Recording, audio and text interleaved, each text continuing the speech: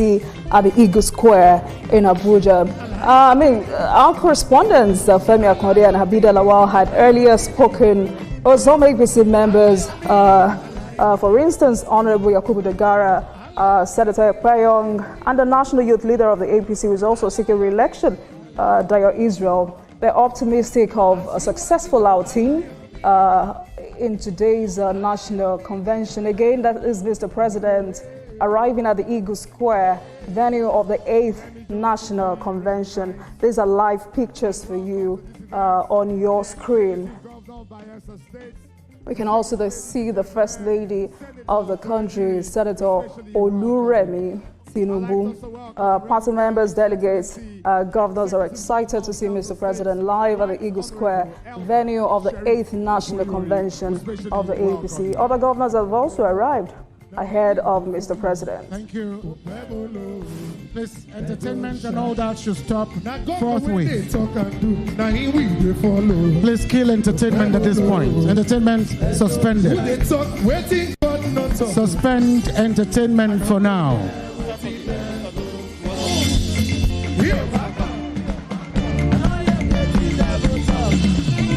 Executive Governor of Kano State, we especially welcome you, Alhaji Abba Yusuf. You're welcome, sir. The Governor of Zamfara State, Alhaji Lawal Dauda, would like to welcome you and your deputy. Governor Duyo Diri of Bayelsa and your deputy, we welcome you. Please, can we stop entertainment at this point from your end? Fade out entertainment as we announce the arrival, and we want everyone to please rise. And we will begin his substantive tenure as a national chairman.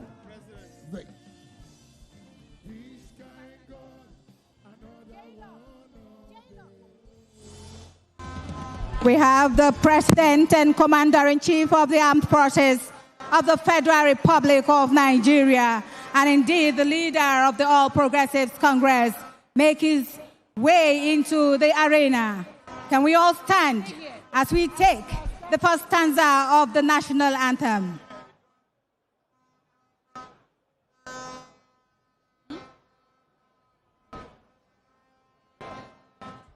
Nigeria, we hail thee. Band, please. Okay, let's do it together. Nigeria, we hail thee, our own native land, though tribe and tongue may differ, in brotherhood we stand. Nigeria's all are proud to serve our sovereign motherland. We may be seated. Thank you very much. Please be seated.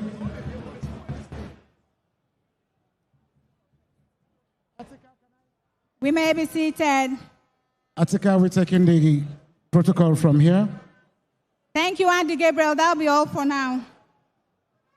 Your Excellency, President and Commander-in-Chief of the Armed Forces of the Federal Republic of Nigeria, President Asiwaju Bola Ahmed Tinubu, GCFR. Your Excellency, the wife of the President and First Lady of the Federal Republic of Nigeria, distinguished Senator Oluremi Tinubu, CON.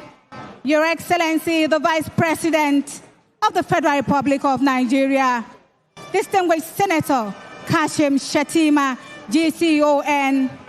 Your Excellency, the wife of the Vice President, Her Excellency Hajja Nana Shettima.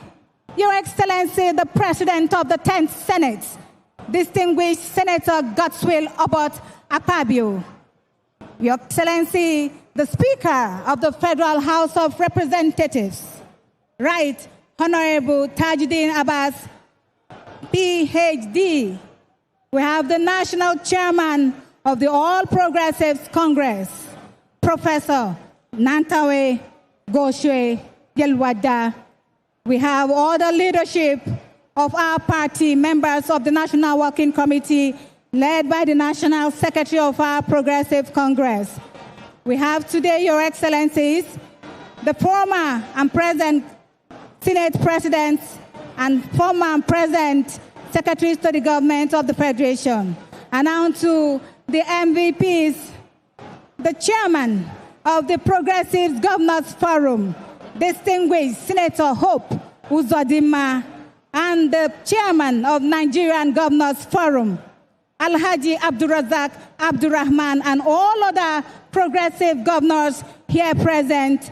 Your Excellencies, distinguished ladies and gentlemen, we have members of the Federal Executive Council led by the Attorney General of the Federation.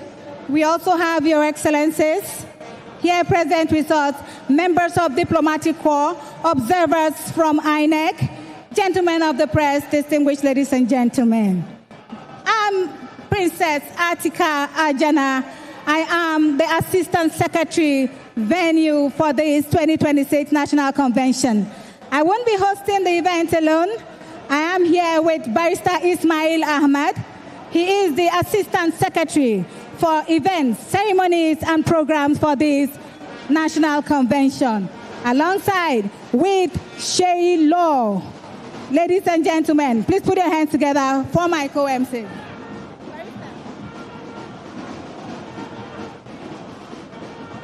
Your Excellency, the President of the Federal Republic of Nigeria, President Bola Ahmed Tinubu, welcome to the 8th National Convention of the APC. The first convention was in August 2014, when we ushered in the new executives of the party as a newly formed political party. The second convention was in Lagos in the same year of 2014, where we nominated our first presidential candidate, late President Muhammadu Buhari. The third convention was a mini convention in Abuja in 2016. The fourth convention was a 2018 convention that produced Comrade Adams Oshomale as the national chairman. The fifth convention was the convention of 2019, that gave Muhammadu Buhari the second nomination ticket for the APC. The sixth convention was the convention of 2022 that produced Senator Abdullah Adamu as the national chairman. The seventh convention was the convention of 2022 that produced Asiwaju Bola Ahmed Tinubu to be the candidate of the party for the 2023 election. And this is the 8th convention, Mr. President, and the first convention of the Renewed Hope Agenda. It is my pleasure to invite two distinguished gentlemen, members of the party, Dayo Israel, the National Youth Leader, to come and give us a Christian prayer, and distinguished Senator Ahmed Lawan, the former President of the Senate, to come and give us the Islamic prayer. Please, we're waiting for you.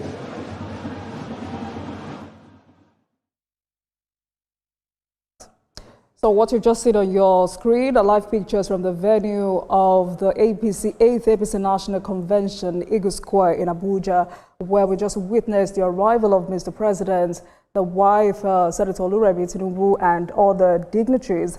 As from what I can tell you, the president and members of this cabinet, as well as 32 state governors and over 8,000 delegates from across the country, are expected to participate in that convention. And in addition to that, top party chieftains from the national, zonal, state and ward levels will also grace the convention, where new leaders of the party at the national level will emerge.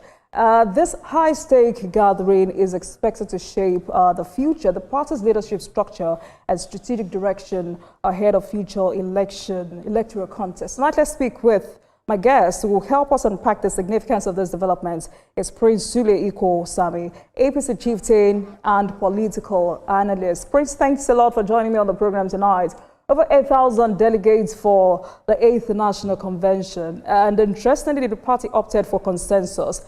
So far, what key objectives does this convention aim to achieve for your party moving forward? Can you say that again? I wanted to know the objectives of this 8th National Convention. Over 8,000 delegates from across the country are seated at the Eagle Square venue of the National Convention. And I also said, interestingly, your party opted for consensus. So far, from what you've seen, from what you've heard, what are the objectives of this convention?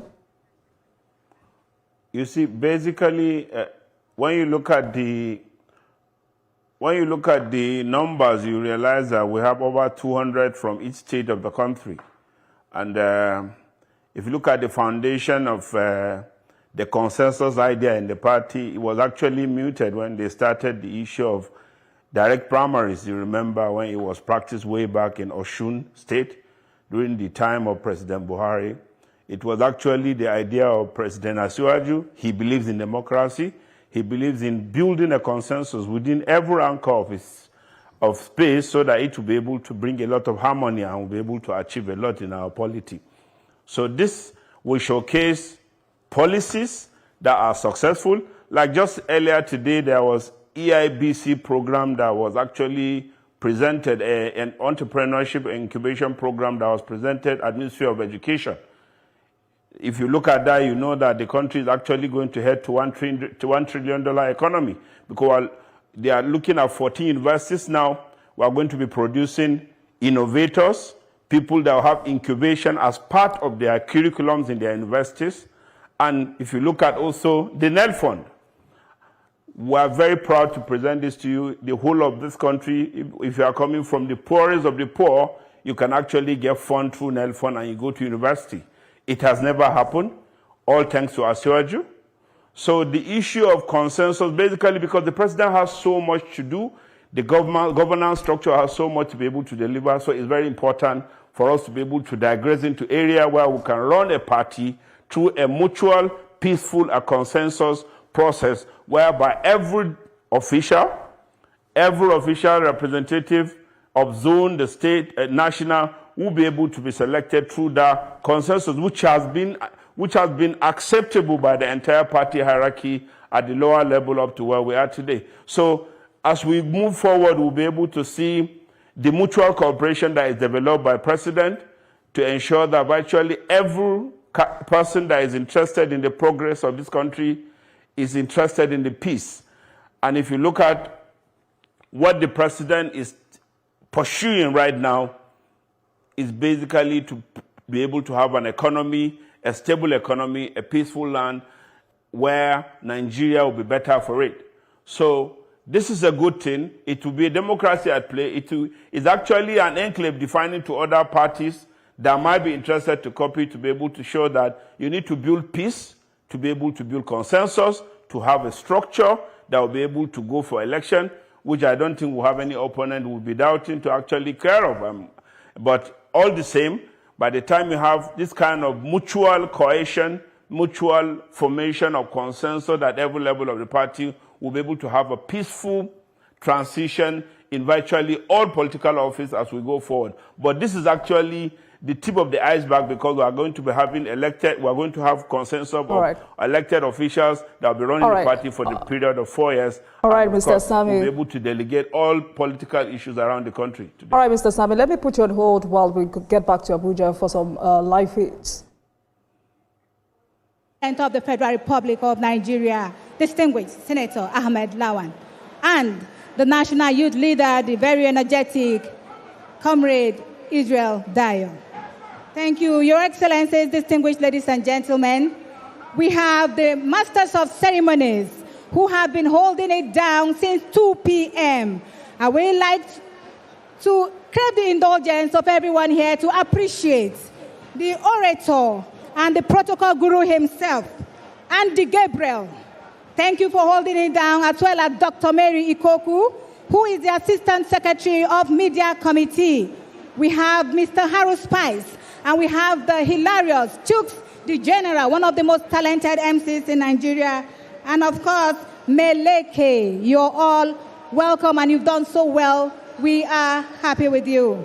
On this note, I have the singular honor and privilege to bring up the chairman of the Planning Committee for the 2026 National Convention.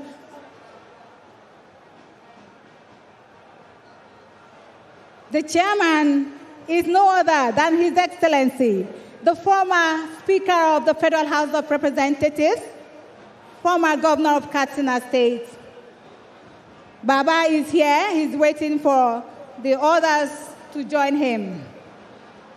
His Excellency, Right Honorable Aminu Masari. Sheilo, please bring us our first entertainment.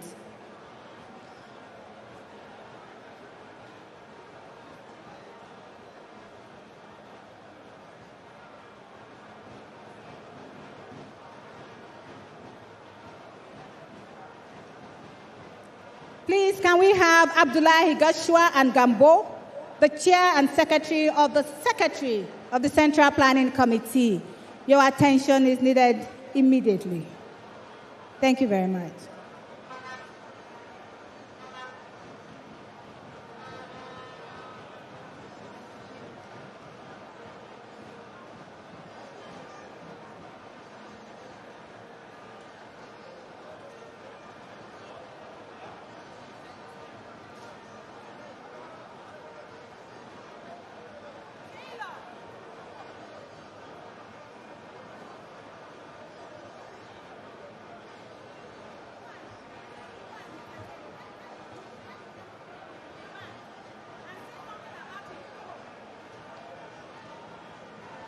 Your Excellencies, distinguished guests, ladies and gentlemen, earlier on, the President of the Federal Republic of Nigeria was introduced. And I said to myself, if I were to introduce Mr. President, how would I do it?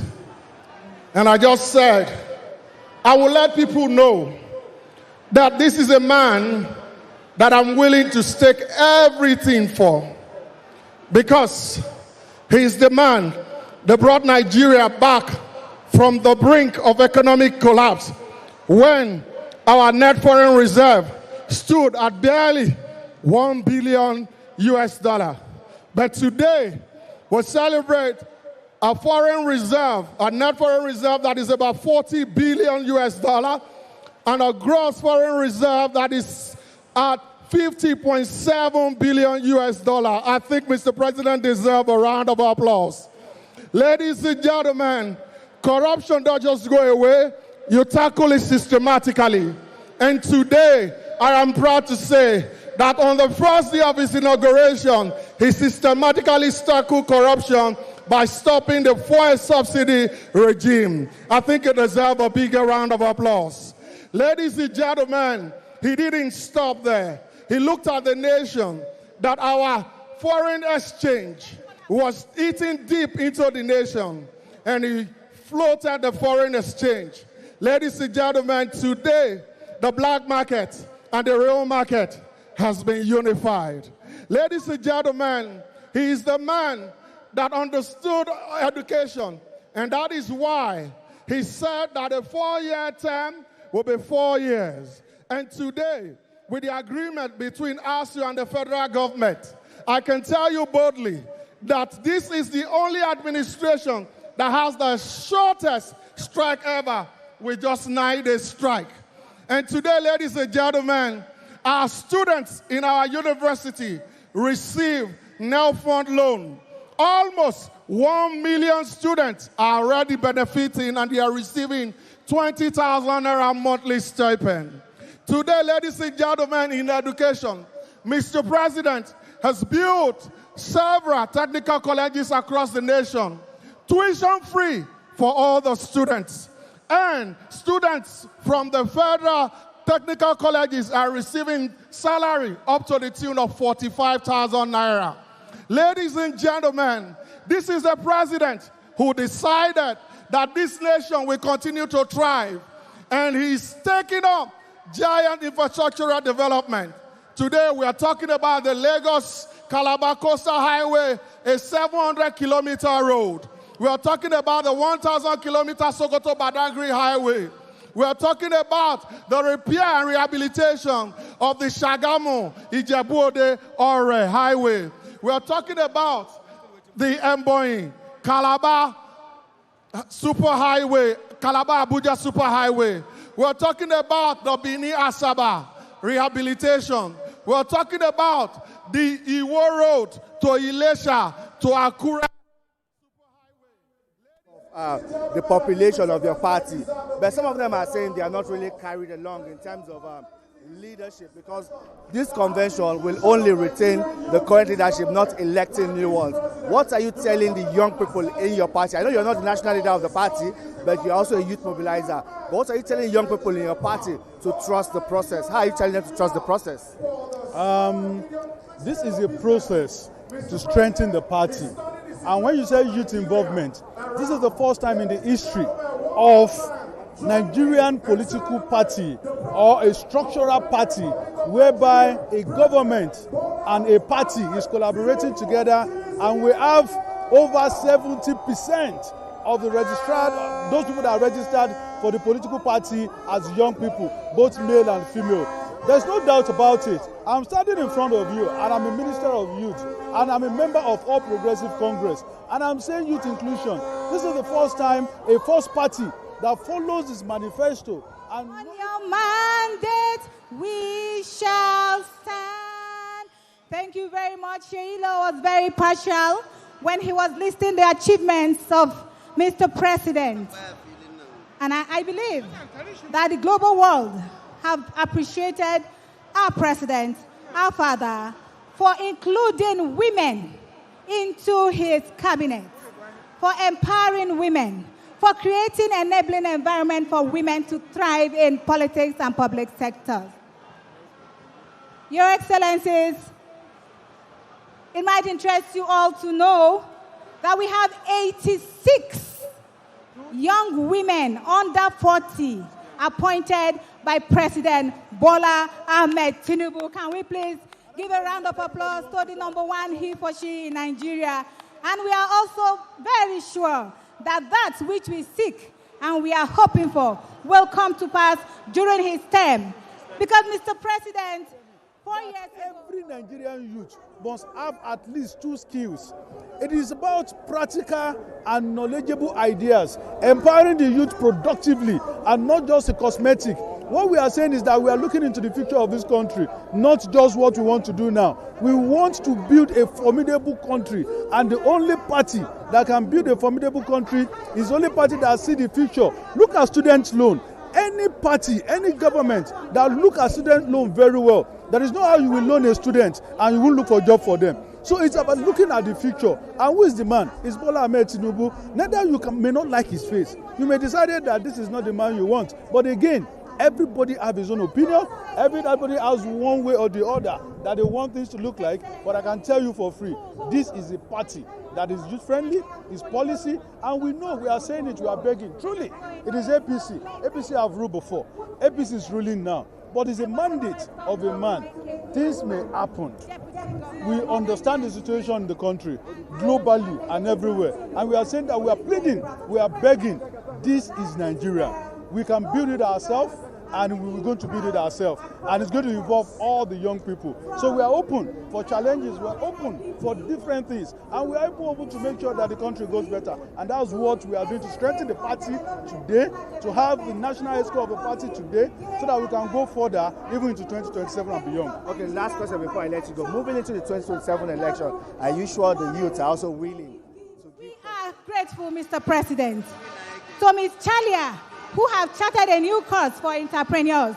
The list is enormous. Aisha Ogi has taken us to international stages of art and culture. Mr. President, we are grateful. We won't let you down. I'm standing here today as the Executive Director of Projects because of your benevolence, and you said, Attica, I believe in your potential. We won't let you down. Jennifer will not let you down. We will all make you proud at the end of the day. Thank you very much for being who you are. Can we have the band to to just give us 2 minutes. Wife Gambo, can we have the former Speaker of the House of Representatives and member of the Planning Committee, Right Honorable Yakubu Dogara, on stage? Thank you very much. On your mandate we shall stand. On your mandate we shall stand. On your mandate, Bola, on your mandate we shall stand. On your mandate we shall stand. On your mandate we shall stand. On your mandate, Bola, on your mandate. On your mandate we shall stand.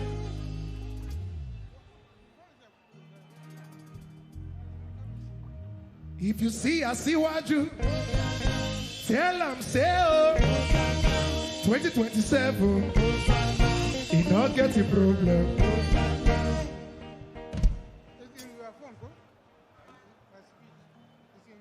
I see what you my we know my we gele oh what I gele now gele.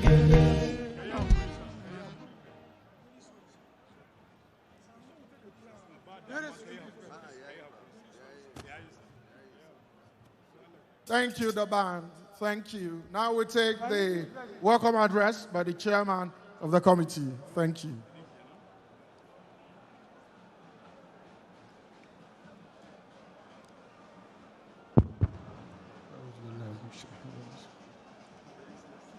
Your Excellency, the President and Commander-in-Chief of the Nigerian Armed Forces, President Bola Ahmed Tinubu, GCFR, your dear wife, the First Lady of the nation, the Vice President, the wife of the Vice President, the Senate President, the Speaker of the House of Representatives, the Chairman of All Progressives Congress, progressive governors, especially the Chairman of Progressive Governors Forum and the Chairman of Nigerian Governors Forum, our elders and leaders and delegates and all people in the walks of life who assemble here for this great occasion. I must start, however, by apologizing to His Excellency Mr. President for the delay in starting my speech. It is profound honor and deep humility that I welcome you all to this National Convention of the All Progressive Congress. Today, we gather not only as members of a political organization, but as custodians of a vision, guardians of destiny, and architects of a future that will define the course of our nation for generations to come. This convention is not a routine gathering. It is a solemn assembly, a historic moment, and a powerful reminder of the strength of our democracy. It is here that we reaffirm our values, renew our commitments, and chart the path towards for our party and our country. The APC was built on conviction, sustained by sacrifice, and strengthened by the loyalty of millions of Nigerians who believe in the promise of progress, justice, and unity. Today, under the leadership of the most consequential reformer of our time, President Bola Ahmed Tinubu GCFR, we honor that faith. Our party has come a long way. From its inception, the TVC has stood as a beacon of hope, a platform of reform, and a movement for change. We have faced challenges, yes, but each challenge has only deepened our resolve. We have endured trials, yes, but each trial has only strengthened our unity. And today, as we gathered to elect our new leaders, we reminded ourselves that leadership is not about privilege. It is about service. It is not about titles. It is about trust. It is not about power. It is about responsibility. Delegates, the responsibility you carry today is immense. You are not here merely to cast votes. You are here to shape history. The decisions you make will echo far beyond this convention hall. They will influence the direction of our party, the confidence of our members, and the destiny of our nation. Conduct yourselves with dignity, fairness, and discipline. Let the convention be remembered not only for the outcomes, but for the integrity of its process. We must also acknowledge the challenges confronting our nation: insecurity, economic pressures, and social divisions weigh heavily on our people. But let us be clear, these challenges are not insurmountable. They are opportunities to prove our resilience, to demonstrate our unity, and to reaffirm our commitment to building a Nigeria that is stronger, fairer, and more prosperous. The APC must continue to lead with courage, vision, and with unwavering dedication to the people.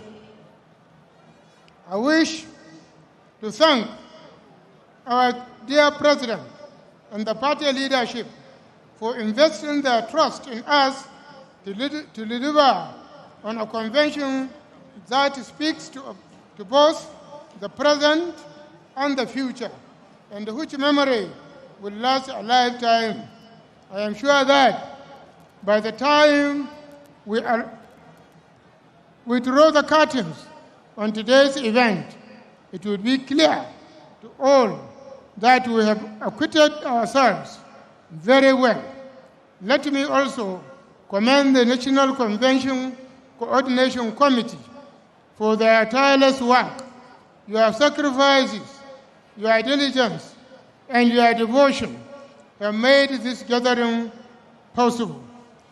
You have shown that service to party and nation is not measured in words, but in action.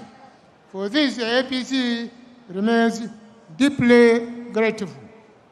As chairman of this convention, I assure you that every process will be guided by transparency, fairness, and respect for the will of the people. Together, we will emerge stronger, more united, and more prepared to lead Nigeria into a new era of progress and greatness. Distinguished leaders and gentlemen, welcome to history in the making. Welcome to convention that will strengthen our unity, renew our vision, and propel us toward greater victories.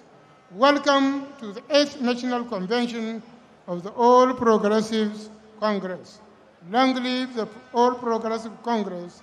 Long live the Federal Republic of Nigeria.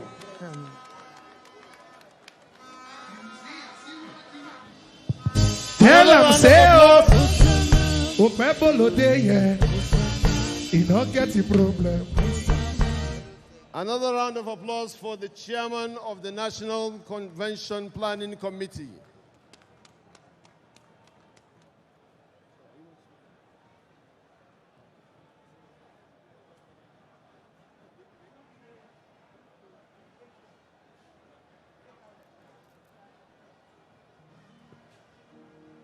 If you see, I see what you...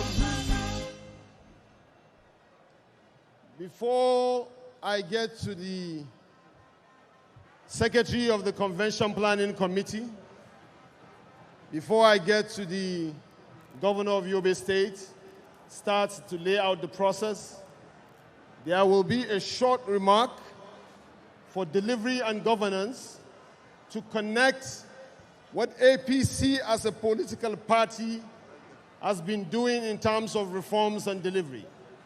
And we have, because Mr. President, you should be proud of yourself, that you are one of the presidents in history of this country, of course, other than presidents that were much younger in their military days, that have given young people the greatest opportunity in terms of appointment. And we have here the DG of Smeden, Charles Odi.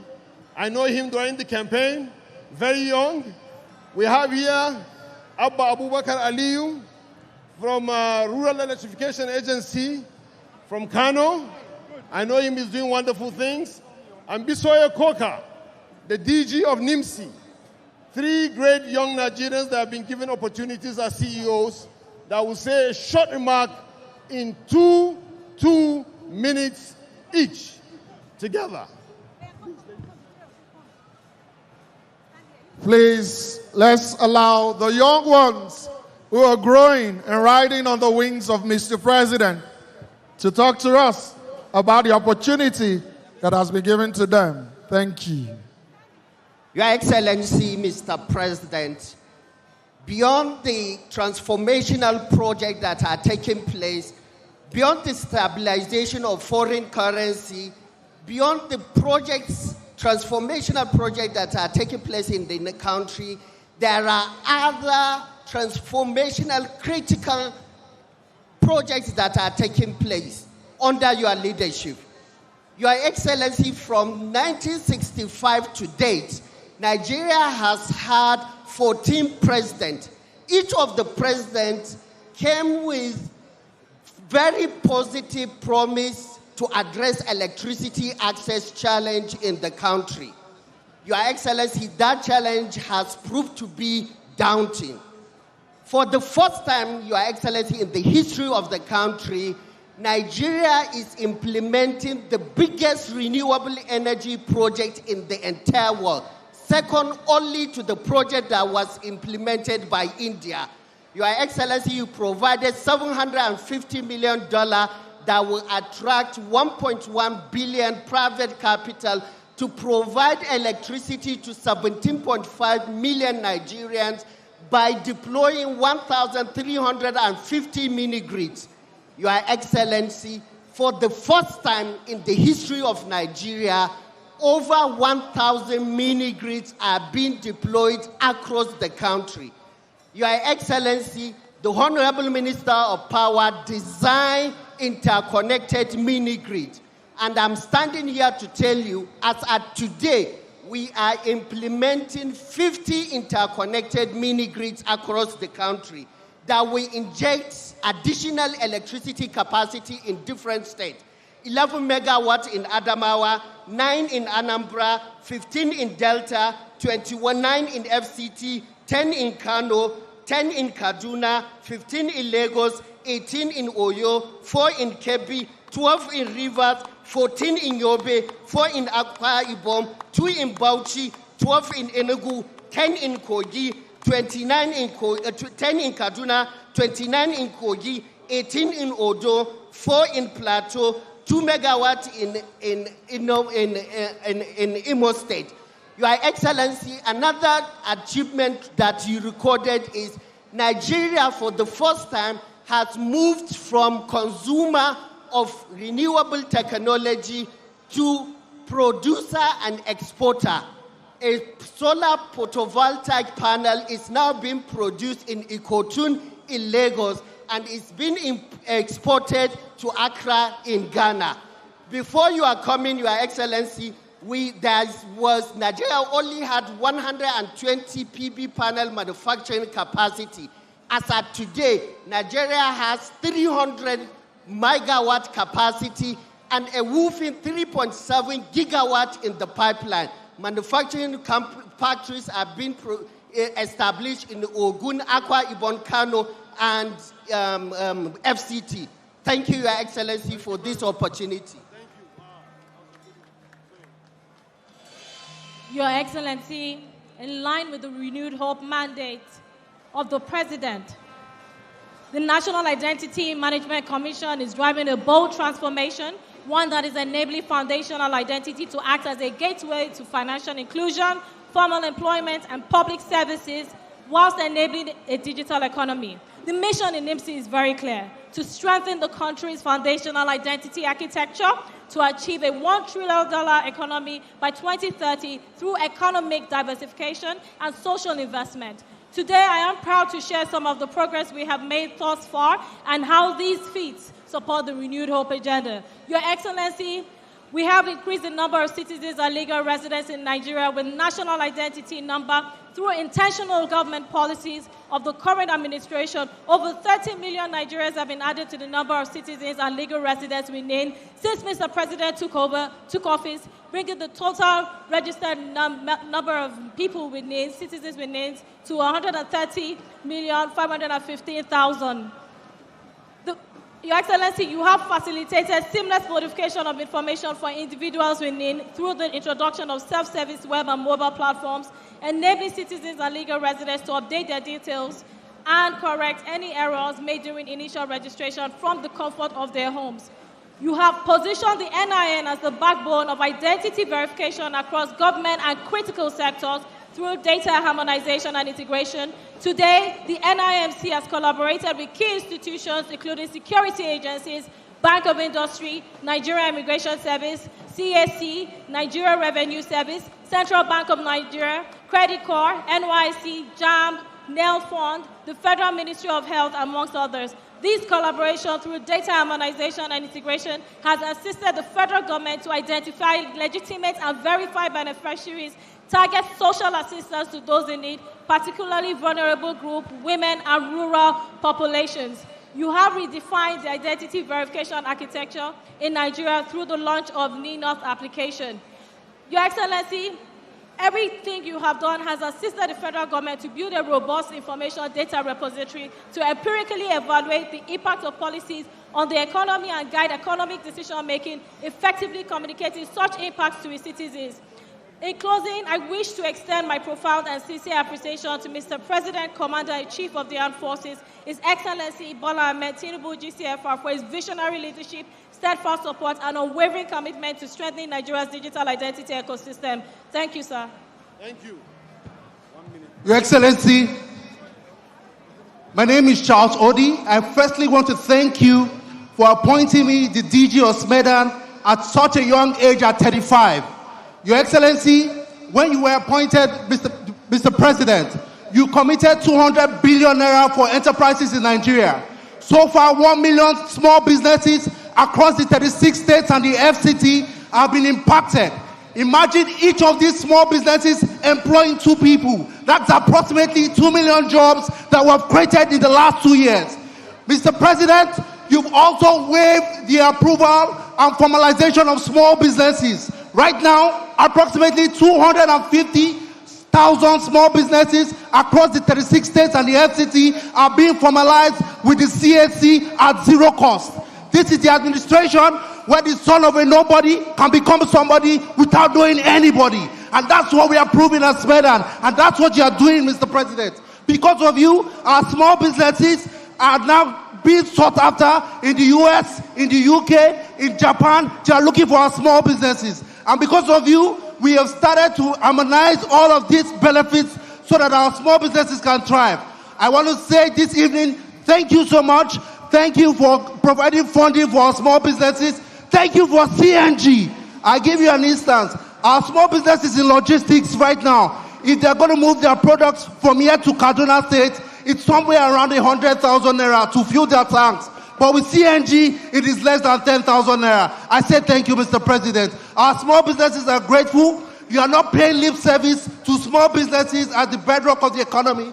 And we want to continue to thank you for this and many more. We are very grateful on behalf of the 39,654,385 nano, micro, small, and medium businesses in this country.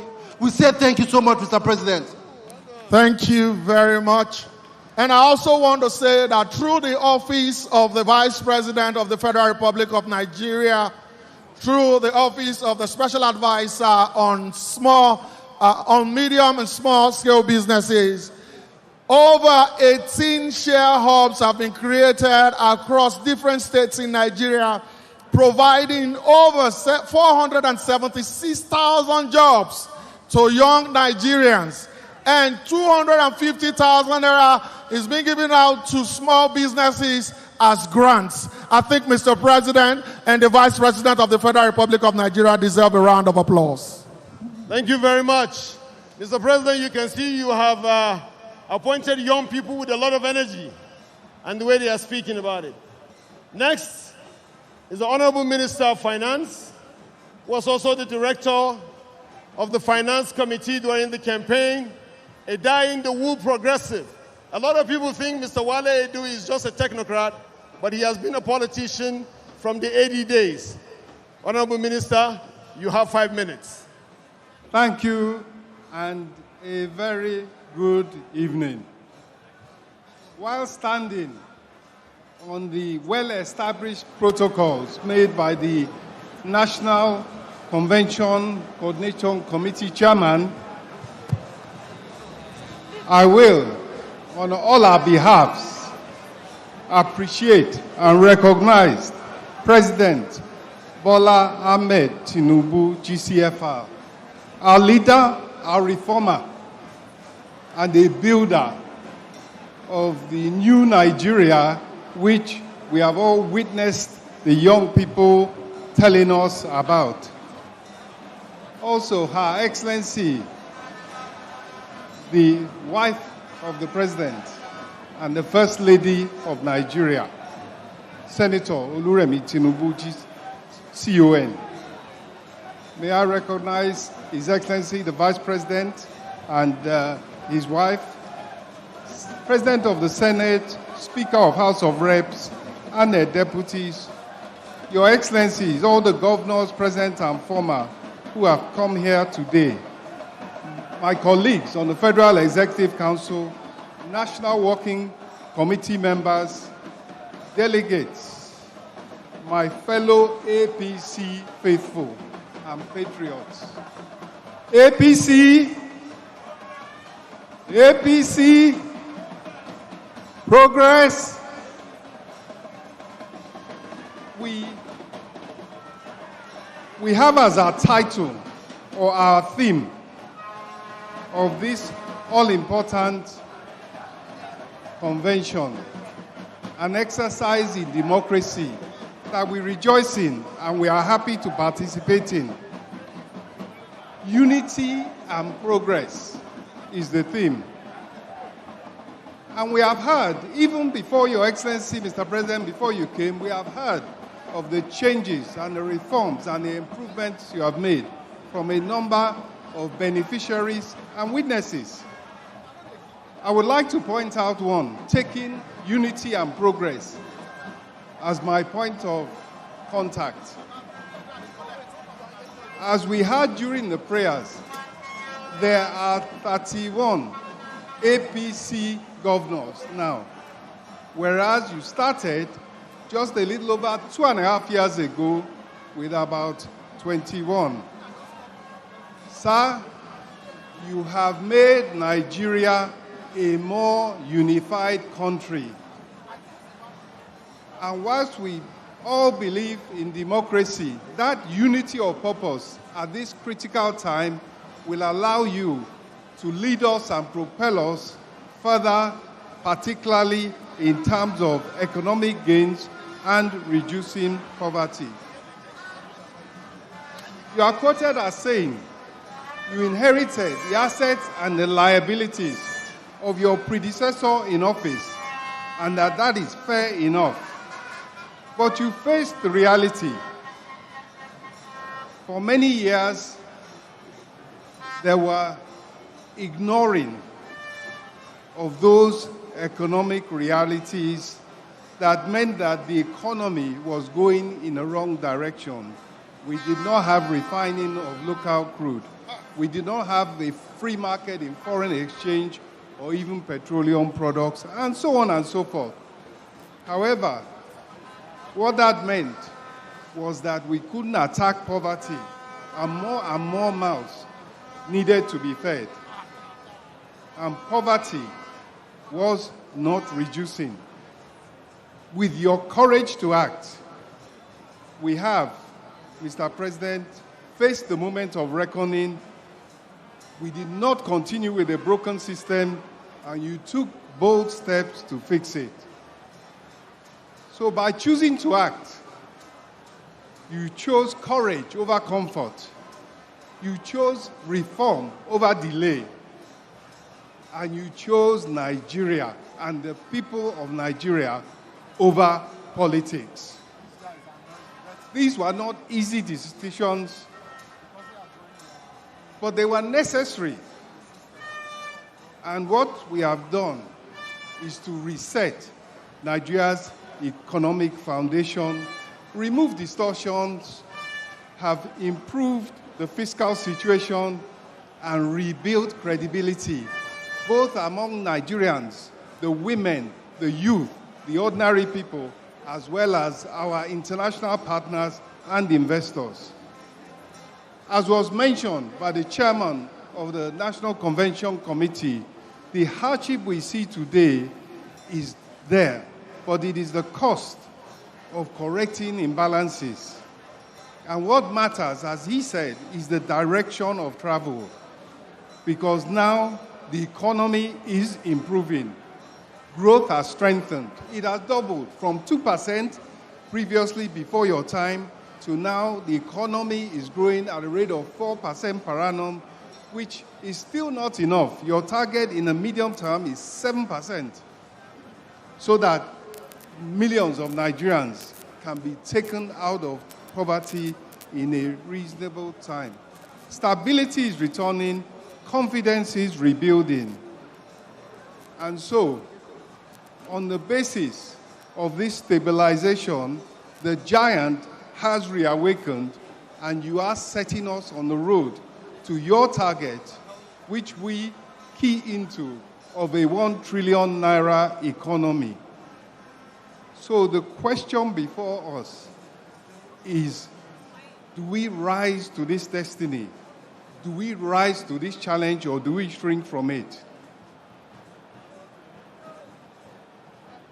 We believe that we are going to build on the foundations you are living and go all the way to growth, to jobs, to reduction of poverty, to a $1 trillion economy, a vibrant economy. And of course, you are doing it by leading us in the area of power and energy. A huge program with the World Bank, a grid asset management company that will invest private sector money in the power sector to provide more electricity. In agriculture, just yesterday, you approved more support for farmers. You approved more support for small-scale industries through Bank of Industry, and you are building on what our technical partners, our development partners are helping us do in the agricultural sector, including help for farmers at this time of elevated costs, as we know are related, amongst other things, to what is happening in the Middle East. The young people are benefiting from your huge program in the digital economy to give them the currency they understand: data, automation, technology, fiber. That will enable them to Jakbada. Instead of Jakba syndrome, we will have Jakbada as they benefit from selling their services from here. So let me round up this discussion and intervention on behalf of my colleagues on the Federal Executive Council by repeating our heartfelt humility and gratitude at having been chosen to be members of your team to deliver your renewed action plan and agenda. But we must, along with Nigeria as a whole, have confidence that we must stay the course from stabilization to growth, from hardship to opportunity, from potential to prosperity. You have corrected the distortions, stabilized the economy, we have restored credibility, we have begun reversing poverty. Now, we must complete the journey. This is our mission. This is our moment. This is our mandate under your renewed hope agenda and action plan. I thank all that have organized this spectacular National Convention of All Progressives Congress. I thank you all for listening. God bless the Federal Republic of Nigeria. Thank you. Thank you very much, the Honorable Minister of Finance and Coordinating Minister of the Economy. APC, Your Excellency, we're going to bring in the next performer to just welcome us. It's called the opening performer. Just welcome us for 2 years. But Your Excellency, I'd like you to know that a lot of wives have been in trouble with their husbands because Her Excellency, Mrs. Distinguished Senator, Dr. Oluremi Tinubu, asked us all to plant behind our houses. So we all went and dug up, called bricklayers to remove all the interlocking tiles in our homes to plant vegetables. And so that landed us in trouble. But today, our husbands are no longer giving us money for vegetables. Say you have your New Hope Initiative plans. What are we giving you money for? Can we give it up for the First Lady, the Mother of the Nation? Our mama be this, so we no get another one. Now our mama be this, so God bless you, Your Excellency. Thank you for being behind His Excellency, because behind every successful man is not just a woman, but a very good woman. So the boy that is coming to sensitize us today has a song for City Boy. Your Excellency, if you decide to sue a man called Barrister Sheyi Tinubu, I will get you advocates for free. Because he took your nickname and allowed over 16 million youths in Nigeria to call themselves City Boy. So Your Excellency, might interest you to know that even us girls are now calling ourselves the City Boys. Ladies and gentlemen, too shady, shady.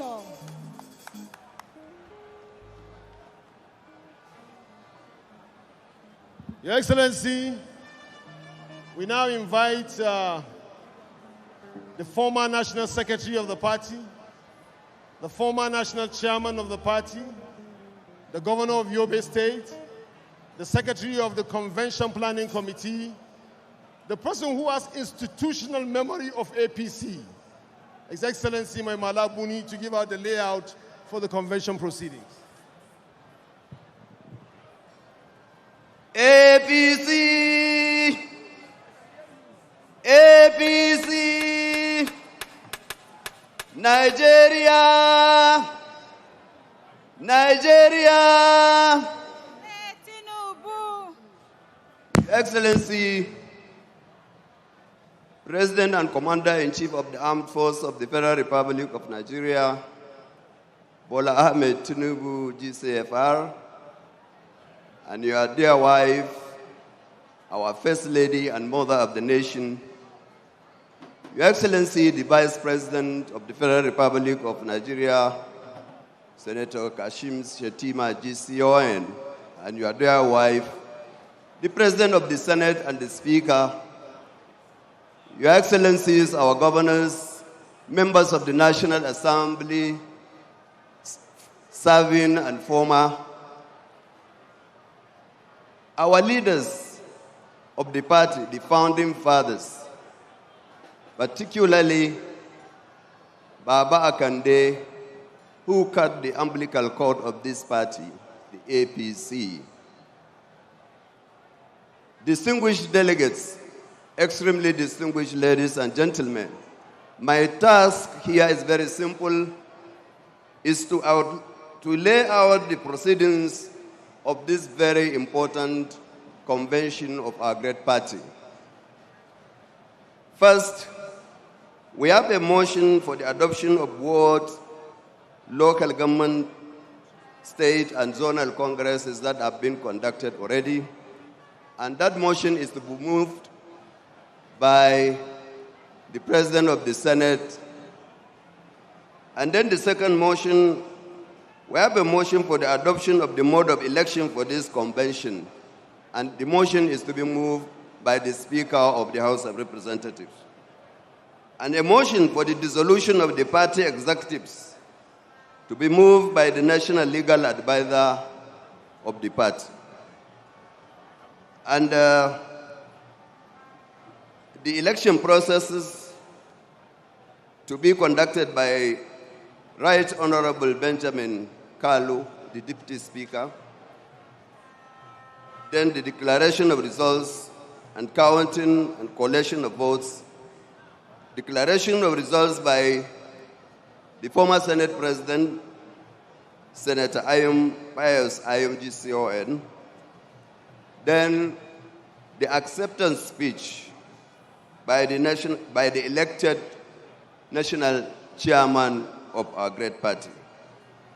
Then vote of thanks and closing remarks by His Excellency Prince Dapo Abiodun CON, the Executive Governor of Ogun State.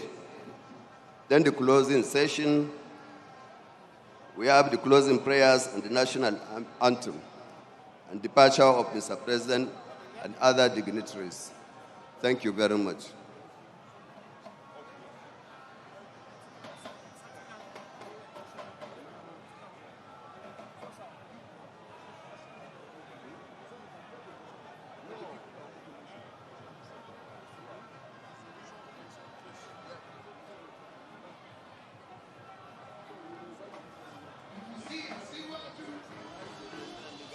Hey, 2027, he not get a problem. If you see what you tell him, say, 2027, he not get a problem. Thank you. While we're waiting for those who will move the motion, who would love to take a short music break. Wait, Too Shady, the guy behind the song, City Boy. Thank you.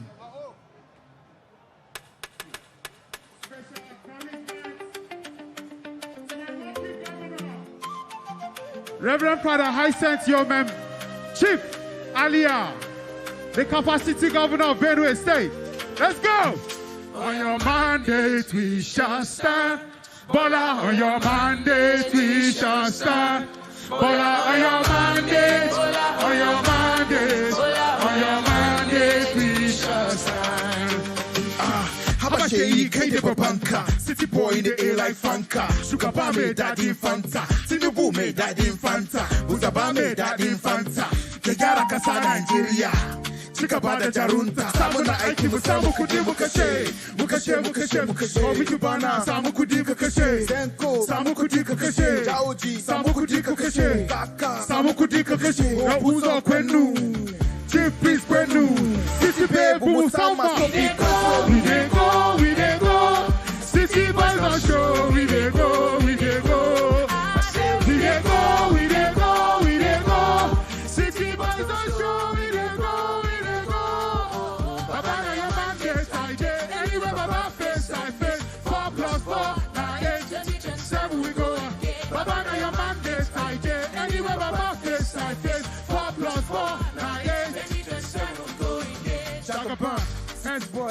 AC, city boy, work his day, zero noise, convoy, city toys, Camus, Gariki, city boy, Tisa, Sugar, city boys, causing wahala in every town, city girls, Baba, 2027, shop for you die, on your mandate, now you mandate, turn around, see all of us in your back, now for your matter, we got a day, shout out to Olori Adenike, a day of Kuye, a city boy, I'm mad with my teeth, now city boy, all of us got at the scene, we there go.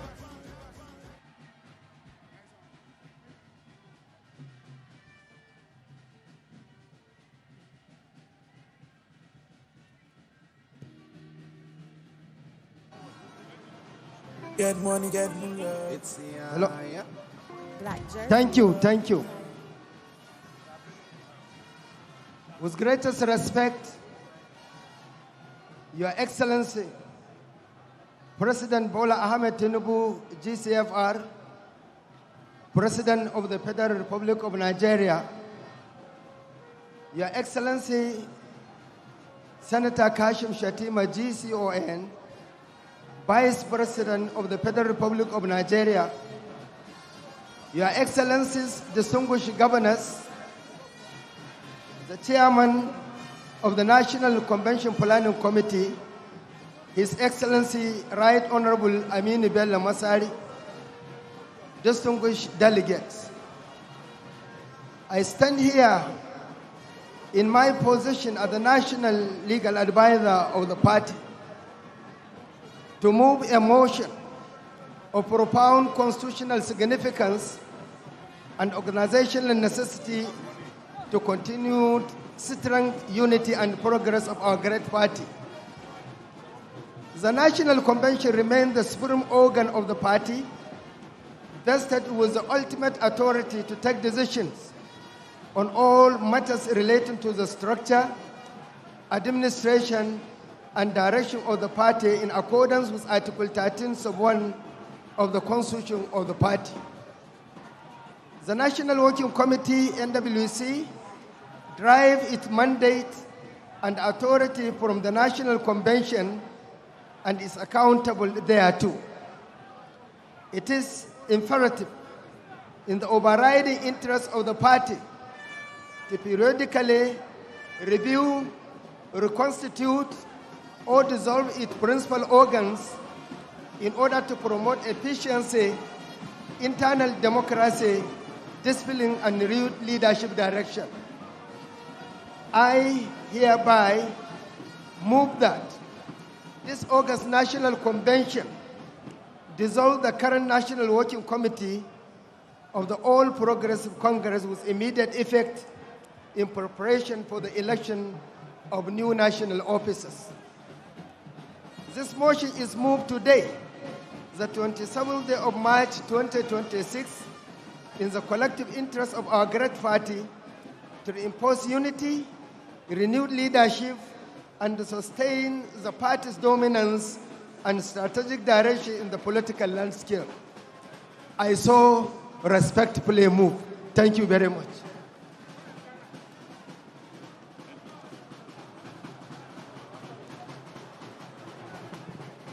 Your Excellency,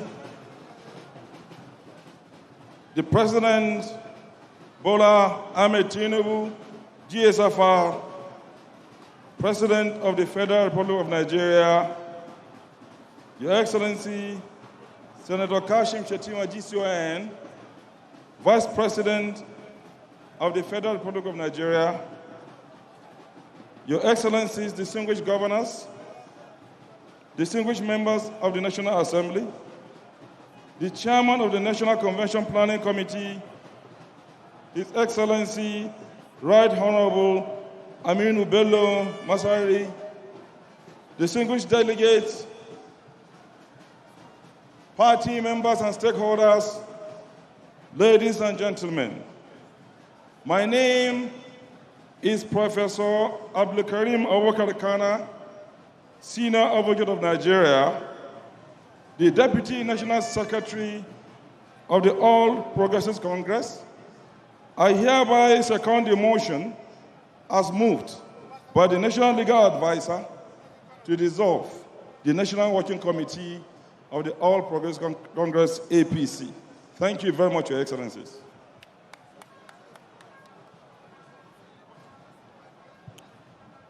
Your Excellency, the President and Commander-in-Chief of the Nigerian Armed Forces, distinguished ladies and gentlemen, motion moved and seconded.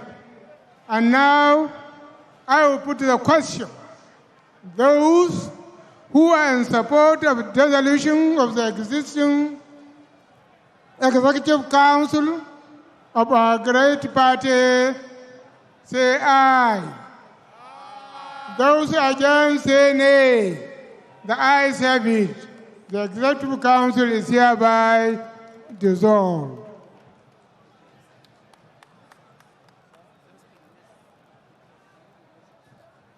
May I now call on the Senate President to move the next motion for the acceptance of the ward, local government, state and zonal congresses of our great party. Mr. President of a small P.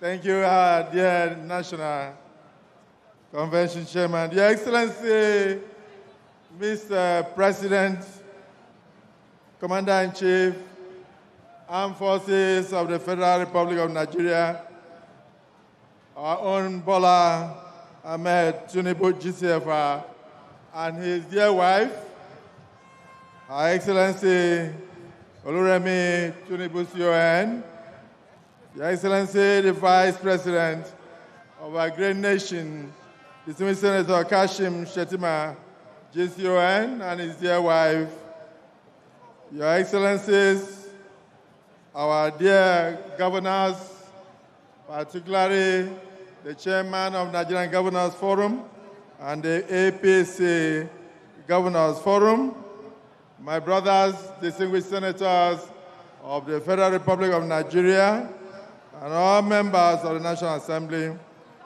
amidst slight protocol by not first recognizing my other brother, Tajuddin Abbas, the Right Honorable Speaker, House of Representatives. Let me rest on already established protocols for want of time. I rise. My name is Goswill Akpabio. I come from Akwa Ibom Northwest, Ikazekpene Senatorial District, and I am currently the President of the Nigerian Senate. By the grace of my colleagues, the support of our party, and the struggle and the belief of our dear President, I rise to move a motion of very significant importance to the stability and continuity of our great party, the APC. Whereas the party, in compliance with Article 20, subsection 1(1) of its Constitution, conducted its wards, local governments, states, and zonal congresses across the Federation of Nigeria.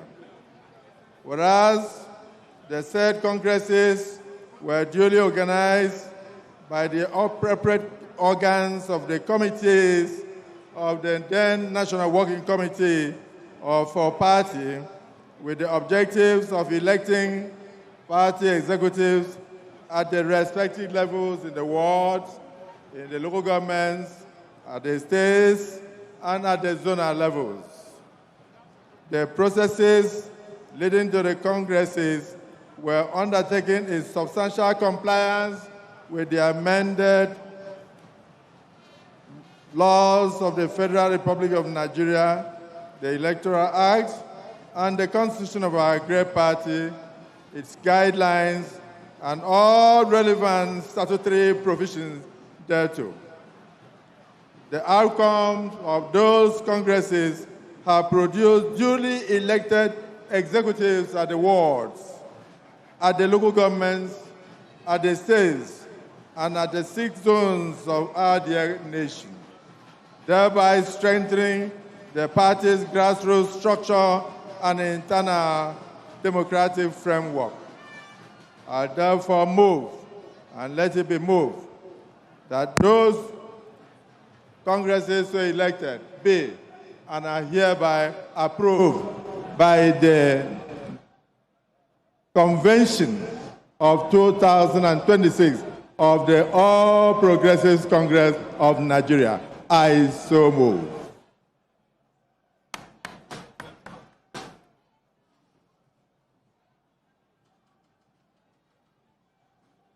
May I invite His Excellency, the Governor of Imo State and Chairman of Progressive Governors Forum, Senator Hope Ozodimma, to come and second this motion. Your Excellency, the President and Commander-in-Chief of Nigerian Armed Forces, Your Excellency, our dear First Lady, Your Excellency, the Vice President and his wife, distinguished delegates to our great convention, I rise with due humility to second the motion for the adoption and ratification of the World Local Government, State and Zonal Congresses conducted by the All Progressive Congress as right and proper and as being ratified by this great convention. I so second.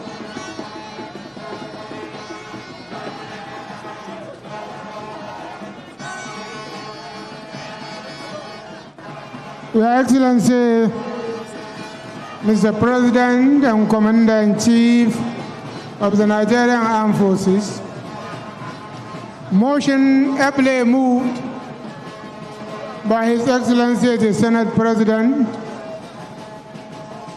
for the adoption of congresses conducted at wards, local governments, states, and zonal congresses has been adopted.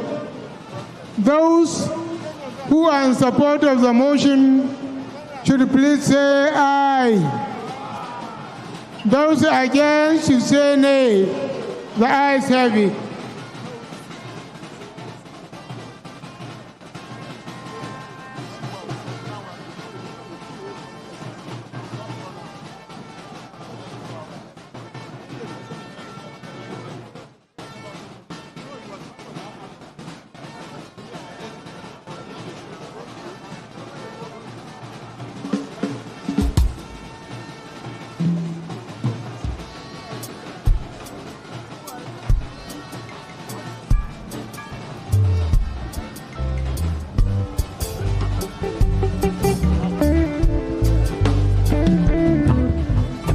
One Lord,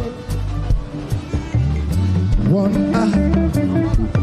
Let's get together and feel alright. One more time, one love. 5 pictures from the APC National Congress, where we have more than 8,000 delegates converging on the Eagle Square to elect the national officers for the All Progressives Congress. And Nigerians have been waiting with bated breath to see how much this is going to transpire. It's been a very smooth ride so far since the Vice President, the President, alongside his wife, or their wives I should say, had arrived, and all the party delegates and dignitaries who are in attendance at the Eagle Square to elect the APC National Working Committee and the National Executive of the party, which will culminate into the 2027 general election. Your Excellency, distinguished Senator Kashim Shettima, the Vice President of the Federal Republic of Nigeria, with your dear wife, Hajia Nana Kashim, Your Excellencies, distinguished progressive governors, distinguished members of the National Assembly, the chairman of the National Convention Planning Committee, His Excellency Right Honorable Aminu Bello Masari, distinguished delegates, my name is Right Honorable Abbas Tajuddin, the Speaker of the House of Representatives, and I hereby rise to move a motion of critical importance to the democratic process and orderly conduct of this National Convention. 1, the National Convention is vested with the authority to elect national officers of the party in accordance with Article 13.1(2) of the Constitution of the party. Number 2, the Constitution of the party provides for various modes of electing party officers as may be adopted by the convention. And in this case, we use the consensus system. Number 3, it is necessary for this convention to determine and adopt a clear mode of election to ensure transparency, orderliness, and credibility in the emergence of national officers. Number 4, the adoption of a defined mode of election will guide the proceedings of this convention and ensure that the process reflects the collective will of the party. On this, I hereby move that this National Convention adopt consensus as the mode of election for the emergence of national officers of this party at this convention. 2, directs that the election of national officers be conducted strictly in accordance with the adopted mode and the provisions of the Constitution of the party and relevant guidelines. 3, mandate the election subcommittee of the party to implement this resolution and ensure a free, fair, and transparent process. 4, urges all aspirants, delegates, and stakeholders to abide by the adopted mode of election and conduct themselves in a peaceful and orderly manner throughout the proceedings. This motion is moved to ensure clarity, credibility, and unity in the process of electing the leadership of our great party. I hereby move. Thank you. May I now call on His Excellency, the Governor of Kaduna State, Senator Obasani, to come and second the motion.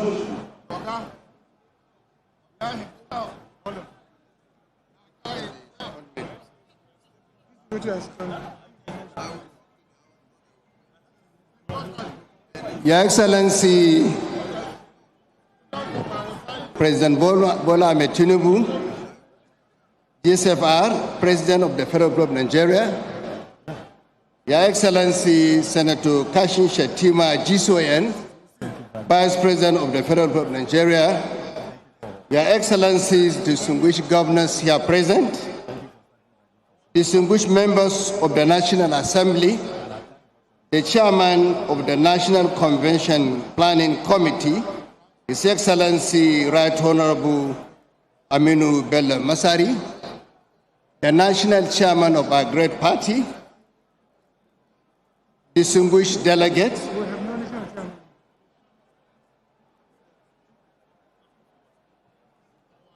my name is Senator Obasani, Executive Governor of Kaduna State, Vice Chairman, Progressive Governors Forum. I rise to second the motion as ably moved by the Speaker of the House of Representatives, Right Honorable Tajuddin Abbas, GSON. I hereby second. Thank you.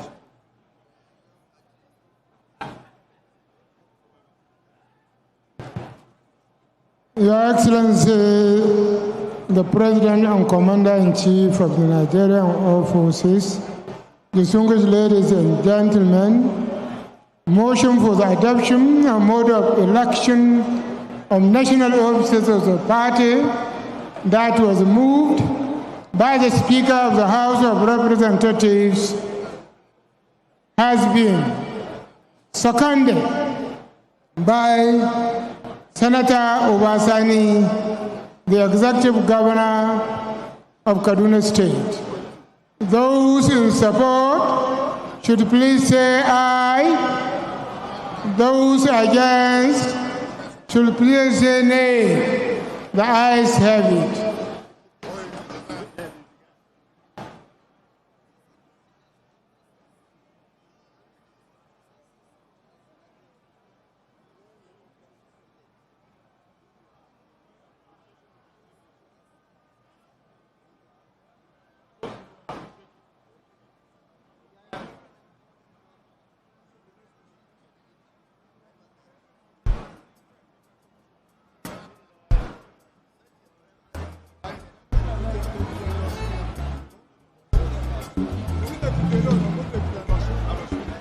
Ẹlẹ́dàá mi mo dìyẹ mi,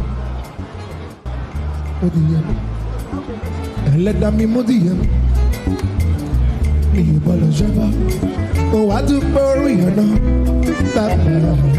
Your Excellency, the President and Commander-in-Chief of the Armed Forces of the Federal Republic of Nigeria, the leader and founder of our great party, the APC, President Bola Ahmed Tinubu, GCFR, and the First Lady, Your Excellency, Senator Kashi Shettima, the Vice President of the Federal Republic of Nigeria, and his wife, the President of the Senate, the Speaker of the House of Representatives, the governors, please permit me to stand on the existing protocol.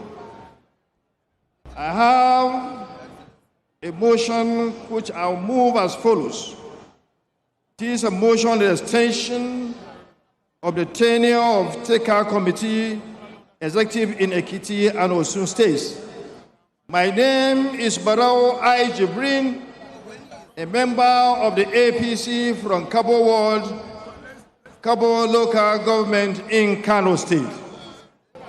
My motion is as follows. I move this motion of urgent administrative and organizational necessity concerning the leadership structure of our party in Ekiti and Osun States.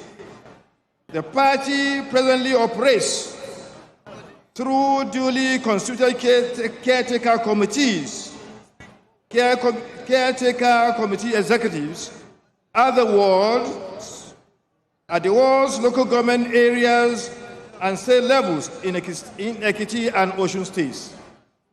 The tenure of the said caretaker committees are due to expire at the end of March 2026. The caretaker committees have, within the period of their mandate, maintained party structure, ensured operational continuity, and stabilized party affairs in the affected states. Ongoing political developments in Ekiti and Osun State, particularly the heightened and tense environment arising from the forthcoming gubernatorial elections, have created conditions that are presently not conducive for the peaceful and orderly conduct of wards, local government areas, and state congresses in the affected states. It is expedient in the overall interest of the party to extend the tenures of the said caretaker committees to allow for proper coordination, consolidation, and preparation for the conduct of the congresses. The National Convention, being supreme organ of the party, is vested with authority to take decisions necessary for the effective administration and stability of the party in accordance with Article 13(1) of our Constitution. Now, therefore, I hereby move that this National Convention, 1, approves the extension of the tenure of the caretaker committee executives at ward, local government area, and state levels in Ekiti and Osun states. 2, directs that the said extension shall be for a period of 6 months, commencing from the expiration of their current tenure at the end of March 2026 up till the end of September 2026. 3, mandates the relevant organs of the party to utilize the period of the extension to conclude all necessary arrangements for the conduct of ward, local government area, and state congresses in Ekiti and Osun states. 4, enjoins all members of the party in the affected states to cooperate fully with the caretaker committees to ensure stability, unity, and effective administration of party affairs. This motion is moved in the overriding interests of party unity, administrative continuity, and the orderly conduct of party processes. I so move.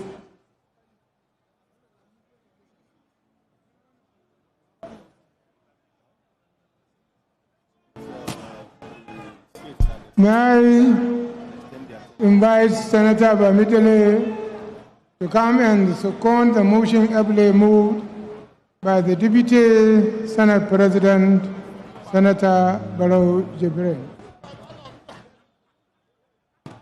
Your Excellencies, very distinguished delegates to this convention, I, Michael Okpeyemi Bamidele, Leader of the Senate of the Federal Republic of Nigeria, stand to spend just 1 second to second the motion for the extension of the tenure of the caretaker committees at the ward, local government, and state levels in both Ekiti and Osun states of the Federal Republic of Nigeria.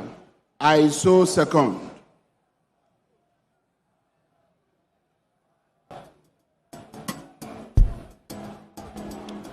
Mr. President and Commander-in-Chief of the Nigerian Armed Forces, distinguished ladies and gentlemen, motion moved by Senator Barrow Jibril for the extension of the tenure of caretaker committee executives in Ekiti and Osun states, ably seconded by Senator Bamidele Okpeyemi.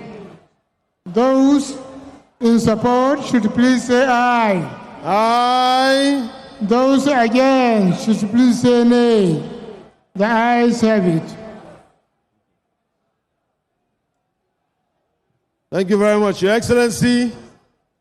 Motions have been moved, motions have been passed, and the party is taking records.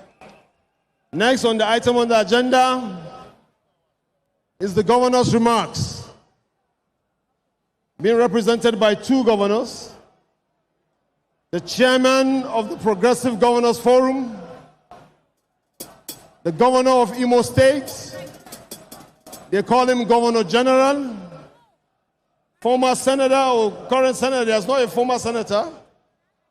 Hope Uzodinma will give the first remarks on behalf of the Governors Forum.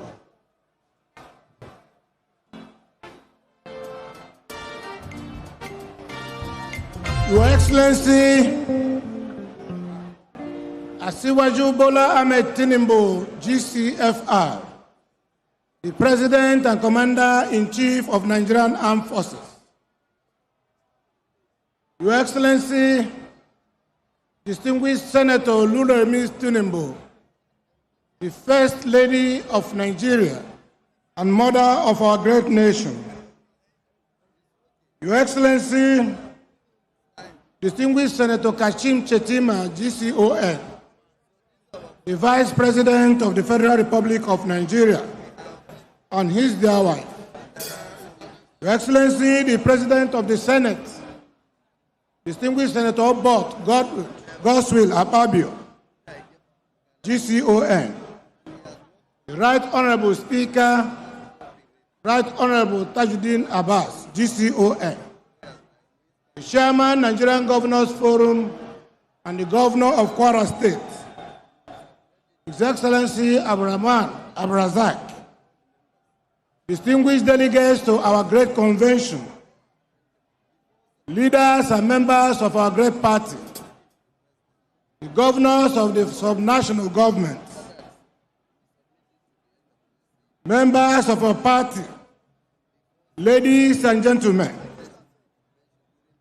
today is a proud day for our great party, the All Progressive Congress. It is a day of reflection. It is a day of gratitude and renewed determination by our great party. On behalf of the Progressive Governors Forum, I warmly congratulate our leaders, our members, stakeholders, and teaming supporters across the length and breadth of Nigeria on this historic convention. We gather here today not merely to fulfill a constitutional obligation of our party, but to celebrate a political movement that has continued to grow in strength, deepen in structure, and mature in purpose. From the ward to the local government, from the state to the zonal levels, our party has demonstrated remarkable resilience, unity, and democratic discipline in the conduct of its activities and congresses and conventions. That steady progression is a testament to the vitality of our internal processes, the commitment of our members, and the confidence that Nigerians continue to repose in our party, the APC.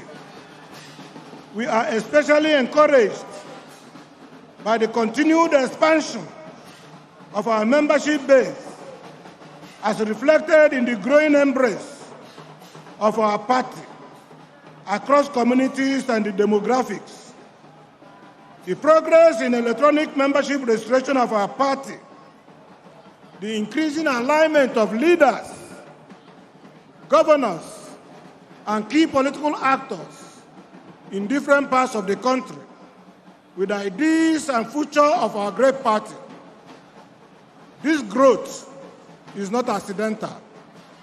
It is a true fruit of vision, organization, hard work, and the enduring appeal of a party that remains firmly connected to the aspirations of the Nigerian people.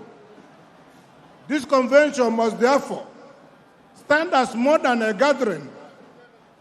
It must be a reaffirmation of mission. It must remind us that the APC was not built mainly to win elections, but to shape history, to provide direction, and to build a stronger, fairer, and more prosperous nation. Ours must remain a party of ideas, a party of courage, and a party of responsible governance. In this regard, we commend Mr. President Bola Ahmed Tinubu, GCFR, for his bold, strategic, and forward-looking leadership. In moments that demanded courage, he has chosen courage. In times that required clarity, he has provided direction. Through difficult but necessary reforms, he has demonstrated vision, resolve, and uncommon foresight.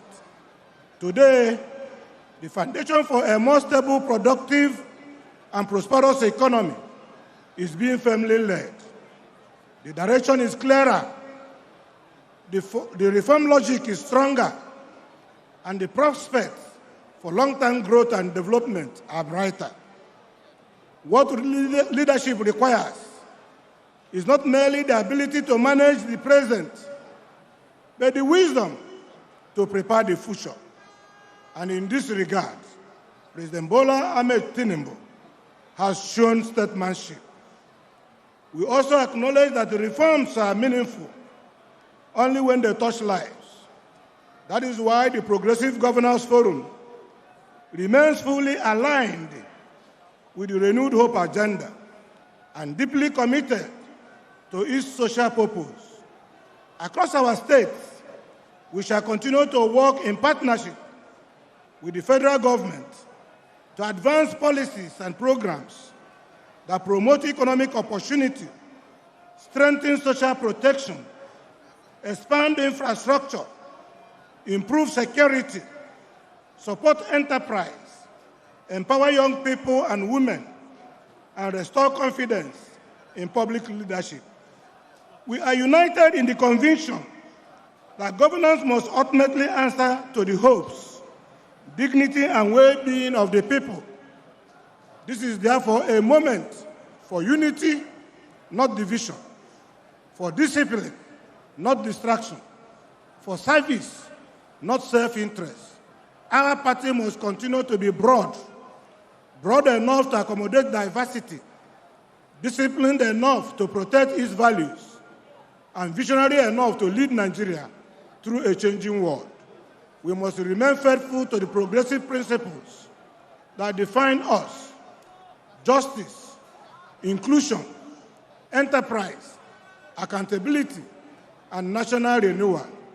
Let this convention therefore send a clear message to Nigerians that APC is strong, APC is cohesive, and APC is forward-looking, that it understands the weight of the present moment, and that is prepared with humility and determination to continue to work the work of national transformation. On behalf of the progressive governors, I once again congratulate our great party on its growth, progress, and unity.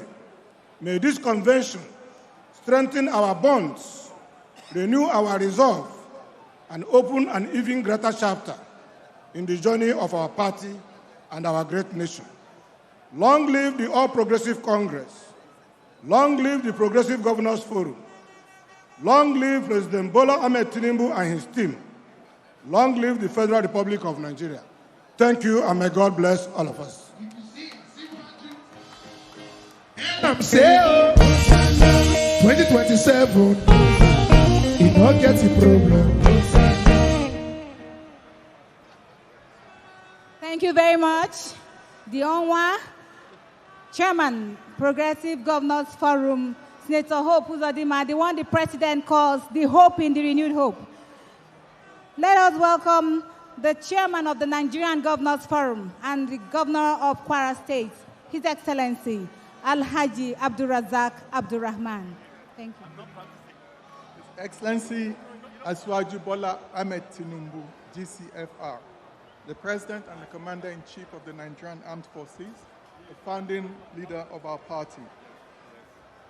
Her Excellency Senator Oluremi Tinubu, CON, the First Lady of the Federal Republic of Nigeria. His Excellency Senator Kashim Shettima, GCON, the Vice President of the Federal Republic of Nigeria. Her Excellency Hajia Nana Shettima, the wife of the Vice President of the Federal Republic of Nigeria. His Excellency Senator Dr. Godswill Akpabio, GCON, President of the Senate of the Federal Republic of Nigeria. The Right Honorable Tajuddin Abbas, PhD, GCON, the Speaker of the House of Representatives of the Federal Republic of Nigeria. Professor Nantawe Yilwada, the National Chairman of the All Progressive Congress, the Chairman of the Progressive Governors Senator Hope Uzodinma, my colleagues, governors, all present here today, members of the National Working Committee, His Excellency Right Honorable Aminu Bello Masaru, the chairman of the 2026 National Convention Planning Committee, members of the National Assembly leadership, and distinguished lawmakers,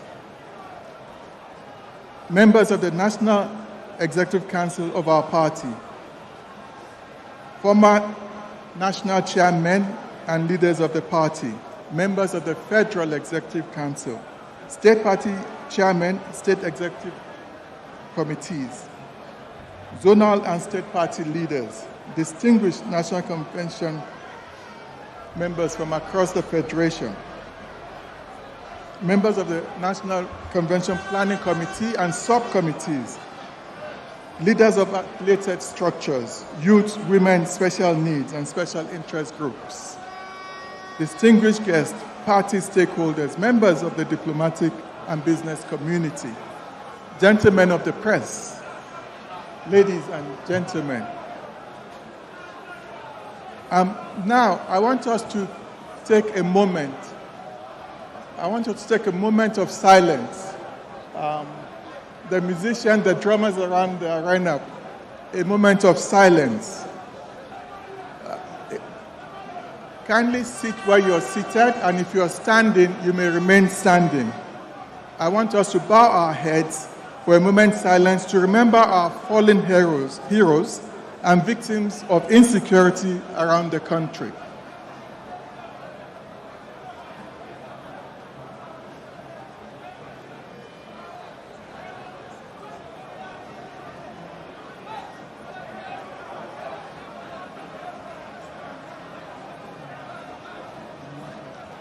May their souls rest in peace.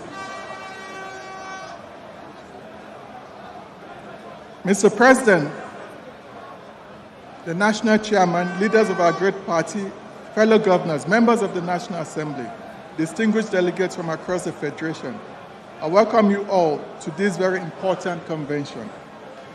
This is not just another gathering, it's a moment to reflect on who we are, what we stand for, and the responsibility we carry as leaders of our party and our country. Political parties endure not just because they win elections, but because they build trust, manage differences, continue to offer direction in times of change. That is why this convention matters. The APC has come this far because it has never just an election platform. It's a party that has been able to bring people together, manage diversity, move forward with progress as we go along. The ability to listen, to accommodate, and to stay united has been central to our strength. As party members, we must continue to protect that culture. One dialogue, inclusion, discipline, and collective responsibility. Your Excellency, Mr. President, you have shown courage to take difficult but necessary decisions. The Renewed Hope agenda reflects a clear commitment to long-term progress, even when the path is not easy. On the national level, we understand these imperatives. States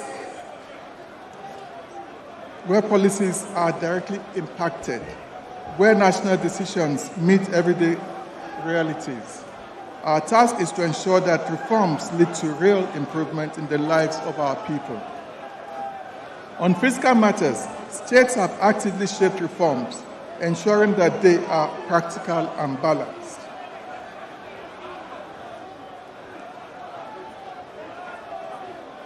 We thank Mr. President that his reforms has created wealth for the Federation and has impacted greatly in the purses of the subnational. The tax reform bill, which has been passed, has also been passed in our state assemblies and adopted. For instance, through the State Action on Business Enabling Reforms, SABRE, states are strengthening their own revenue systems, improving land administration, and public financial management, which is helping states to fund priorities more sustainably. But revenue only matters when it delivers results. States are actively investing in providing sustainable livelihood to our citizens. More specifically, we have been significantly improving in all spheres of administration. Agriculture and livestock sectors have also been impacted. I also want to thank Mr. President for setting up the Ministry of Livestock, a whole ministry to cater for that industry. Programs such as the Livestock Productivity and Resilience Support Project, the LPRES, and the Agroclimatic Resilience in Semi-Arid Landscape, AgriCell, provide substantial support for farmers while putting in place measures to mitigate climatic vulnerabilities. In human capital development, through programs such as Hope Gov, Hope Edu, and Hope Health, implemented in partnership with the federal government and the World Bank, governors are helping to strengthen how states finance and manage basic education and primary health care. Initiatives such as the primary health care under one roof, the Health Compact, the Basic Health Care Provision Fund, and the $5.1 billion MOU recently signed with the United States of America under its America First Global Health Strategy are contributing towards the improvement of health indicators across all the states. We must also thank Mr. President for committing the sum of $3 billion towards the Global Health Strategy Fund. However, development can only succeed while lives and livelihood are protected. This is why we are closely working with the Office of the National Security Advisor and all relevant security agencies to strengthen security coordination and support safer communities. I can attest to Mr. President's unprecedented effort and support and investment in our security agencies. I'm confident in his ability to resolve these challenges. Mr. President, distinguished delegates, the strength of our party is not just its size, it's in the ability to govern well, to stay united, and to deliver results. As we look ahead, we must remain focused, we must strengthen fiscal discipline while expanding opportunities. We must continue to invest in our people while ensuring inclusion. Finally, we must keep human capital at the center of our efforts, because the strength of our nation depends on the strength of our people. Let us leave this convention more united in spirit, clearer in purpose, and firmer in our resolve to govern well. Let us continue to prove that the APC is not only the party to beat at the next polls, but the party best equipped to govern Nigeria through impactful reforms and renewal. Once again, I thank Mr. President for his great effort in pursuing the reform despite the challenges and obstacles ahead of him. Thank you, and I wish us a successful and fruitful convention. Thank you very much.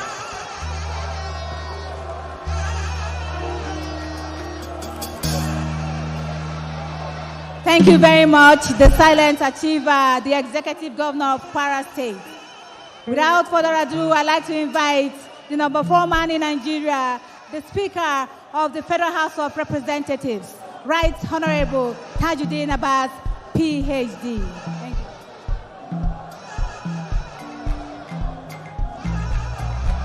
you. Your Excellency, the President and Commander-in-Chief of the Armed Forces of the Federal Republic of Nigeria, and our dear mother, the First Lady, the Vice President of the Federal Republic of Nigeria, and our dear Second Lady, the Senate President, members of the National Assembly, the National Chairman of our great party, the Chairman, Nigerian Governors Forum, the Chairman, Progressive Governors Forum, and all Progressive Governors present here, the Chairman, Convention Planning Committee, our dear senior brother, the former Speaker of the House of Representatives, the Secretary to the Government of the Federation, the Chief of Staff, current and former members of the National Assembly, including former presiding officers, current and former ministers, former governors here present, members of the NWC,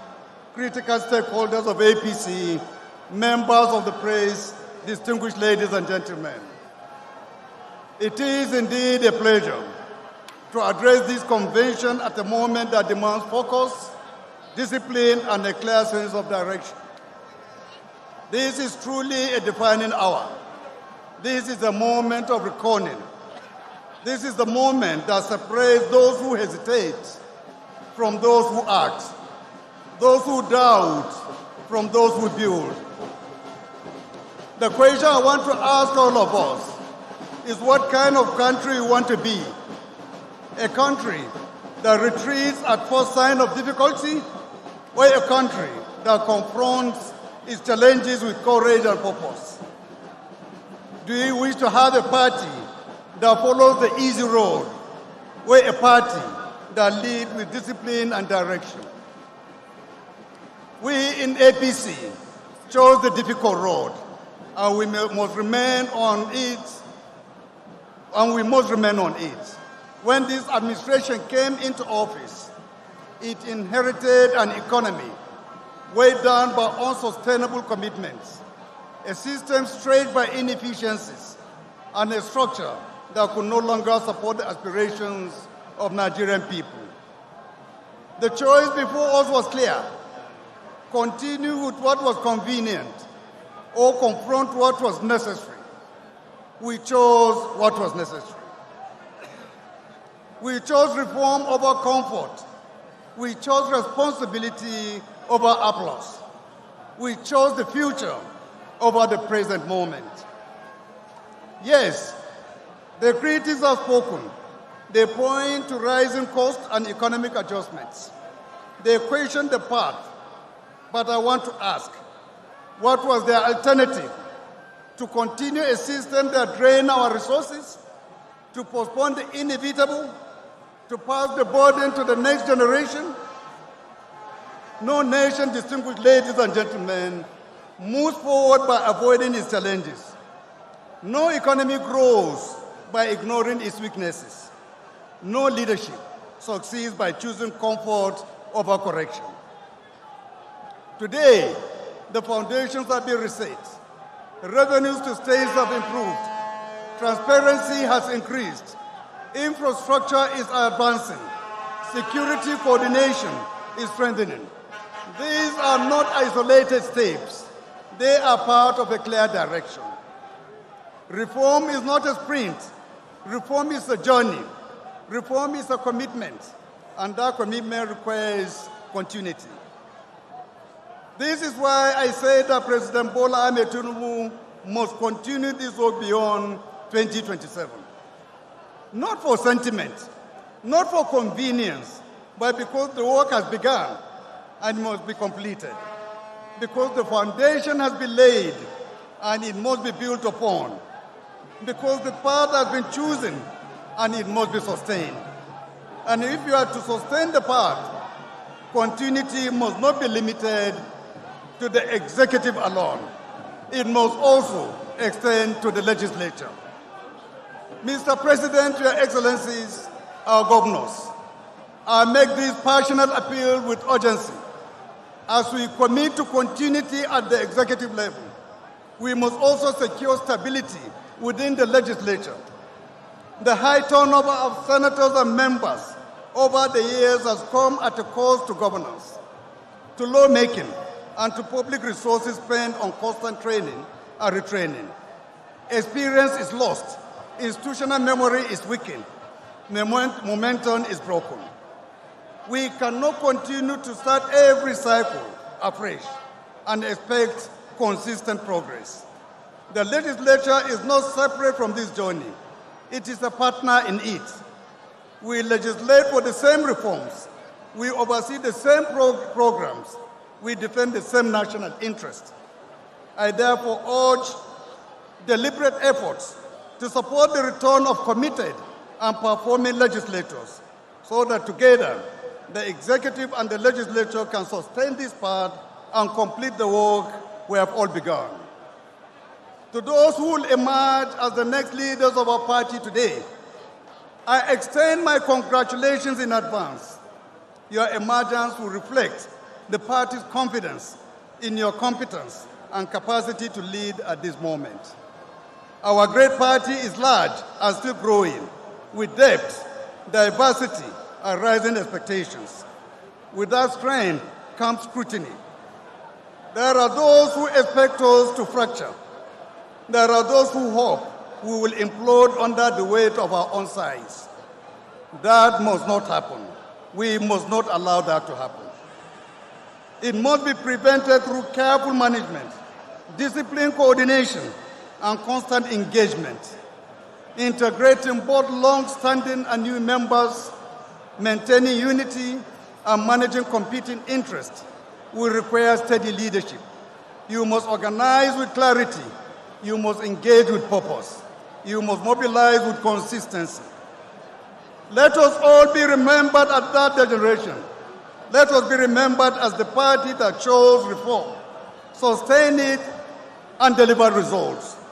Let us be remembered as the leaders who stood together and moved this country forward. The moment, distinguished ladies and gentlemen, is here. The responsibility is ours. The future is within reach. I thank you, and may God bless the Federal Republic of Nigeria.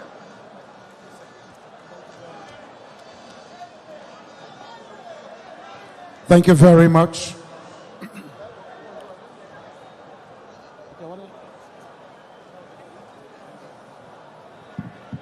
Thank you very much, Right Honorable Speaker.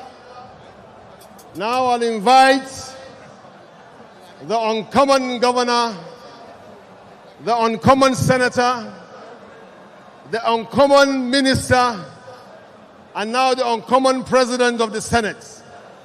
He is the first person that I know of that entered the Senate for the first time and ended up being a minority leader. Before the end of that tenure, he became a member of the APC, became a minister, and now he's the president of the Senate. Ladies and gentlemen, Senator Godswill Akpabio, GCON. Abasi ayaya o, ayaya o, Abasi ayaya o, ayaya o. APC. Progress. APC. Mr. President and your dear wife, the Vice President and his dear wife, let me rest on already established protocols. My job is very simple. It is to adopt all the speeches met at this 2026 convention of our great party, and particularly adopt the speech made by the Right Honorable Speaker, House of Representatives, my dear brother, Tajuddin Abbas, GCON. For the chairman of this extraordinary special 2026 convention, my brother, Governor Aminu Masari, I want to say that I'm very impressed with what the turnout has been. All the states of the Federation and the FCT are here represented. All our members in the diaspora are glued to the television today. APC is showing the way. APC is showing the way. I want to state that for now, as a result of the good governance brought by Mr. President Asiwaju Bola Ahmed Tinubu to Nigeria, that there are now only two political parties in Nigeria, APC and others. APC and others. Can you shout amen? Amen. Mr. President, since you came on board as president, this is your first major convention. The last one was when you became the candidate of our great party. I had the singular privilege to also speak on that occasion. And on that occasion, I want to remind our great members across the country and across the globe of what I said on that day. Single-handedly, from one state in the southwest called Lagos State, you brought out the torch, you beamed it to Nigeria, and the country adopted and approved. From the then ADA-ACE to ACN, and then to APC, your story continues to resonate.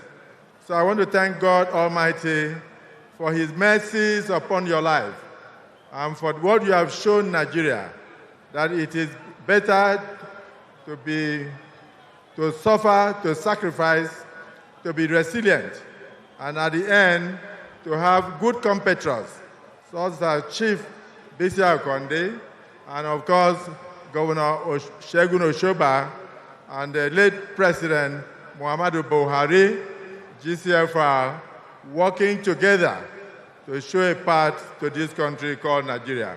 I thank you because what is attracting all of us and all Nigerians to the APC today is good governance. From the time you remove fuel subsidy up to the time you harmonize the idea of multiple exchange rates, then to your reforms in the educational sector, you brought the poor person in the village to now have the opportunity of getting a loan to have tertiary education. You brought about agricultural revolution. You started the rails. Now people can travel from Lagos all the way to Ibadan. Now people can travel to Ajakuta. As I speak now, I took a ride through the coastal road that we contemplated 50 years ago in the Niger Delta region. Oh my God. May God bless you, bless your works, and bless the wisdom that He had given to you. What did I say on that day? I said that the first lady in the world to use the braille, a blind young girl called Helen Keller, that she went to Radcliffe University in California. And while she was there, she was able to make a first class. And when she gave the convocation lecture, a mischievous press person went to her and said, "What is the worse than being blind in your assessment?" And she said, "To have sight and no vision." To have sight and no vision. I said, in you, President Bola Ahmed Tinubu, from what you have done, transforming Lagos, transforming many states in the Federation, building men across, you are one man that has sight and you also have vision, and that you translate it into Nigeria. Mr. President, Nigerians are yet to see the best of you. Despite the difficult economy you met, you are turning things around. You have brought about tax reforms. You have brought about dignity to Nigeria. The recent visit to the United Kingdom, after 37 years, shows clearly that Nigeria has now come on the world stage. Congratulations. And for members of our great party, from about 18 parties or 18 states in the Federation, we are now 32 governors, and see growing, and see growing. By election day, we may have 36 over 36. Can I say congratulations to all of you? And for those of us in the legislature, Mr. President, be assured of our continuous support and cooperation. Because when the House is in order, when the National Assembly is stable, when everybody is akin to your renewed hope agenda, then indeed, Nigeria definitely will see progress. For those seeing insecurity today, I want to assure you that we are praying, and that the bulls you see today, the terrorists you see today, with the ingenuity of our president and the support and prayers of all Nigerians, you shall soon see them no more. May God bring stability to Nigeria. May God grant us peace. May God grant the peace to the APC family. And may all those who have joined us have victory in 2027 and beyond. In Jesus' name I pray. I thank you and I love you all. Thank you so much. If you see, I see what you. Tell them, say, oh, you don't get the problem. Thank you. The uncommon Senate President of the 10th Senate, distinguished Senator Obot Godswill Akpabio. Your Excellencies, in our usual tradition of having a hierarchy of protocol, before the President speaks, we need to give the vote of thanks for this first opening session of our 2026 National Convention. And to give the vote of thanks, who else can we call than a man who holds a record that only him in Nigeria holds today? The man who has been Senate President and Secretary to the government of the Federation. Distinguished ladies and gentlemen, distinguished Senator Anyim Pius Anyim. Our very dear President, His Excellency President Bola Ahmed Tinubu, GCFR, President and Commander-in-Chief, Federal Republic of Nigeria. Our very dear distinguished First Lady, distinguished Senator Oluremi Tinubu, First Lady, Federal Republic of Nigeria. Our very dear distinguished Vice President, distinguished Senator Kashim Shettima, and his dear wife.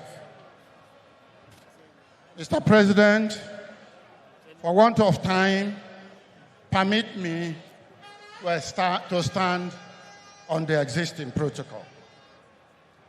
Mr. President, my assignment tonight is simple. It's indeed quite short. I am to thank you. I am to thank the organizers. I am to thank the sponsors. I am to thank the participants. I am to thank God for making today a great day in the history of party politics in Nigeria. Mr. President, if I am simply to thank you for being here tonight, for participating in the National Convention of APC 2026, that would be too peripheral.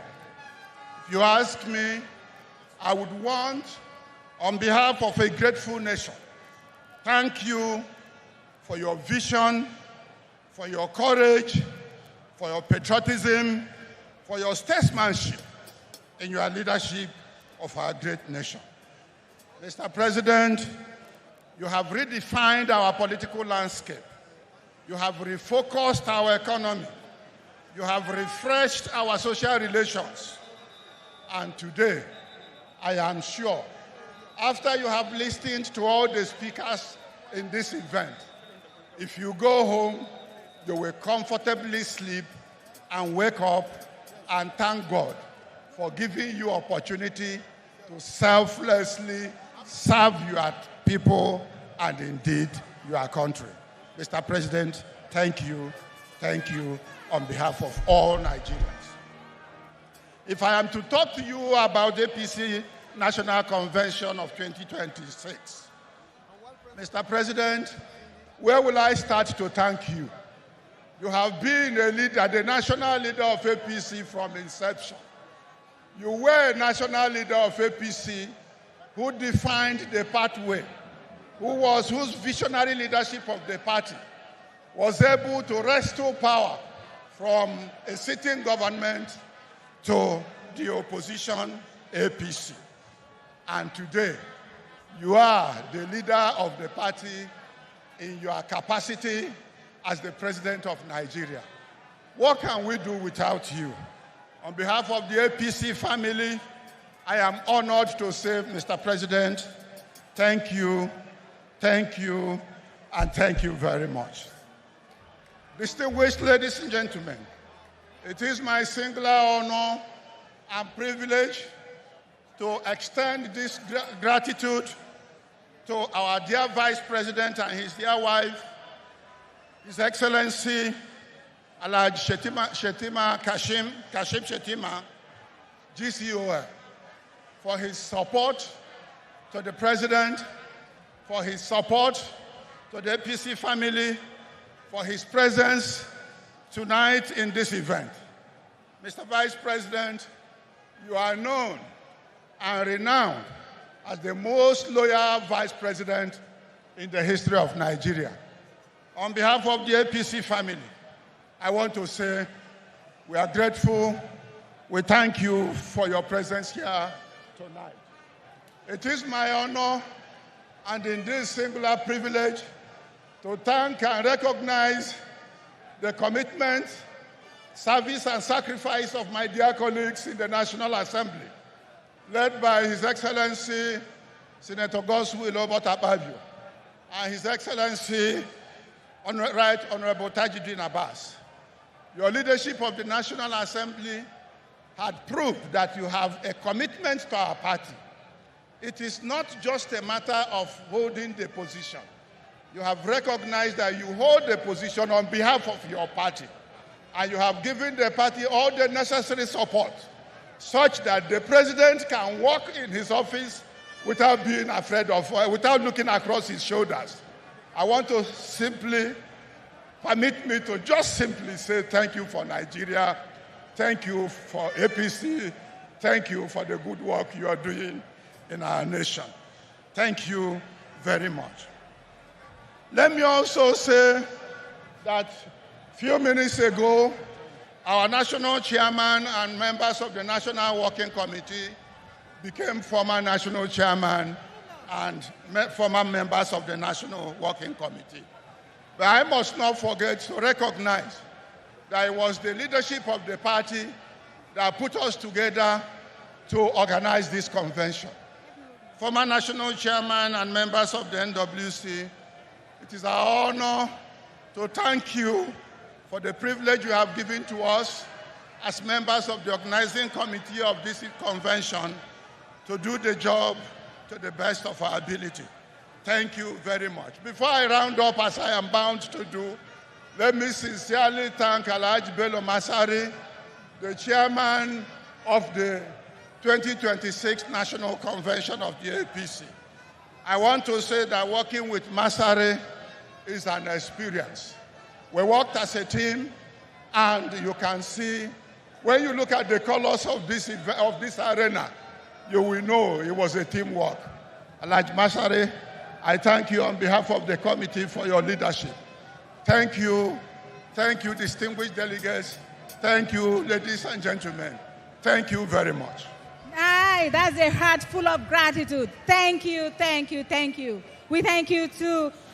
Before we invite His Excellency, the President and Commander-in-Chief of the Armed Forces for his speech, we would like to brag. We want to blow our trumpet. We want to give a roll call of our progressive governors who are going to come up stage here in their numbers. As Rarara is on the beat to usher Mr. President to the podium. Sheila, who else do we have?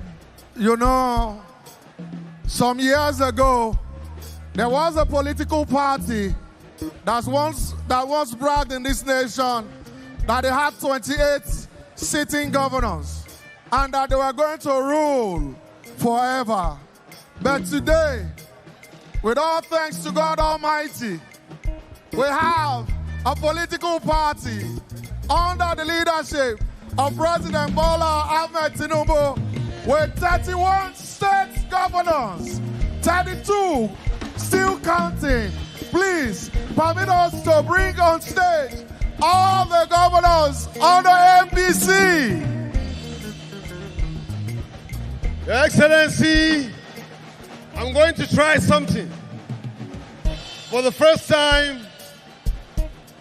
since the return of democracy in 1999, one political party, through sheer confidence, not coercion, through sheer goodwill, and not necessarily attitude, we have 31 governors and counting. For the first time in the 19 states of northern Nigeria, we have 18 states controlled by one political party. And with your permission, Mr. President, I want to use this opportunity to invite all the governors that are seated here today in their different pavilions, one by one. I will invite them by their names to come to the main stage so that the world and the country can see them. I'll start with the North Central. From Governor Alia of Benue to Governor Bago of Niger, Governor Ododo of Kogi, Governor Muftuang of Plateau, Governor Sule of Nasarawa, and Governor Abdul Razak of Kwara. In the Northeast, we have Governor Zulum of Borno, Governor Fintiri of Adamawa, Governor Inua of Gombe, Governor Kefas of Taraba, Governor Maimala Buni of Yobe.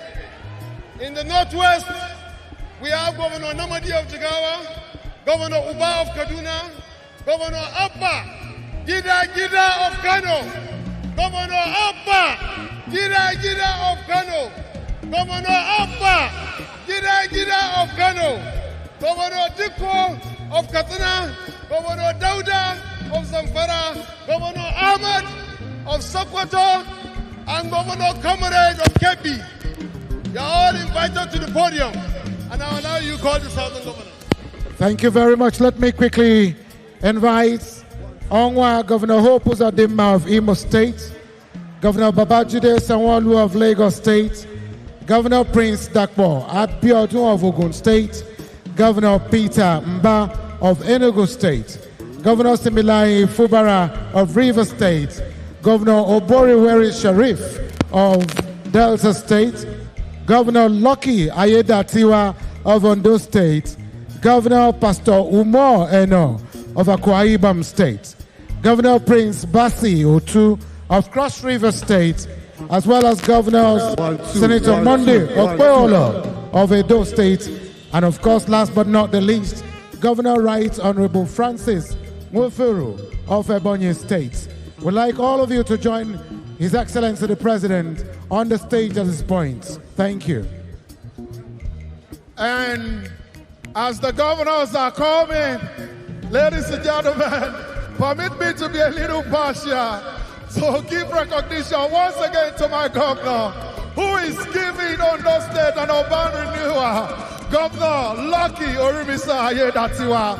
And with that, please permit me to invite to the microphone one of Mr. President's beloved musicians. Please, a round of applause for Rala.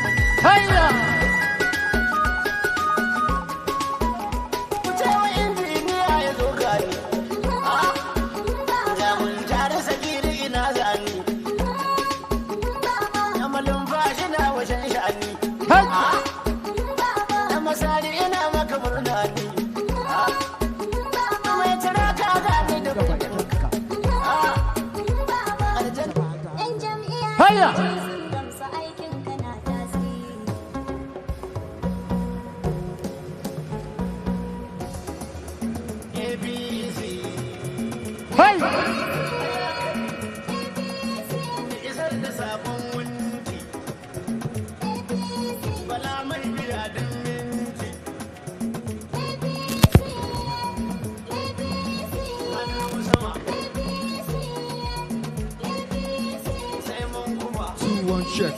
2, 1, check.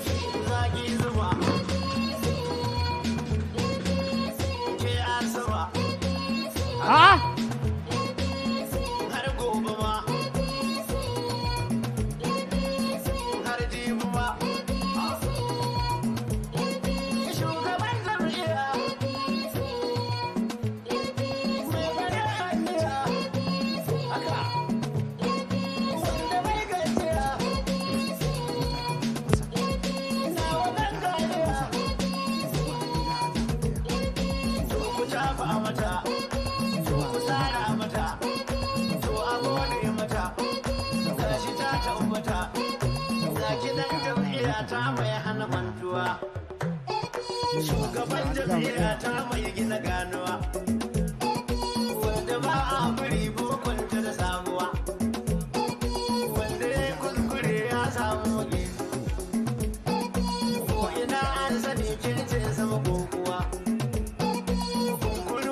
Thank you. Thank you.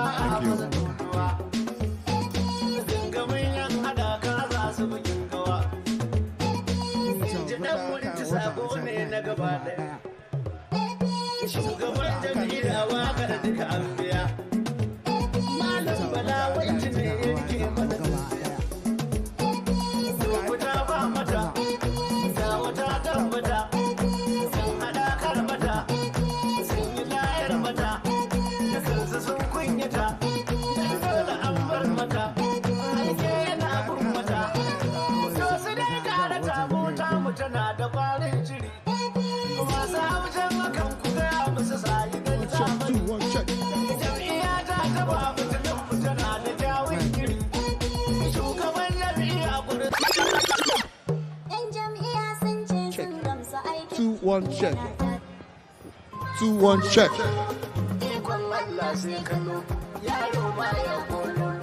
Hey! Hey! Yawa! To! DJ! Thank you very much. Wow. What a history making. Please. Hey, yes, all the next stations where we're going to be here for election. Ladies and gentlemen.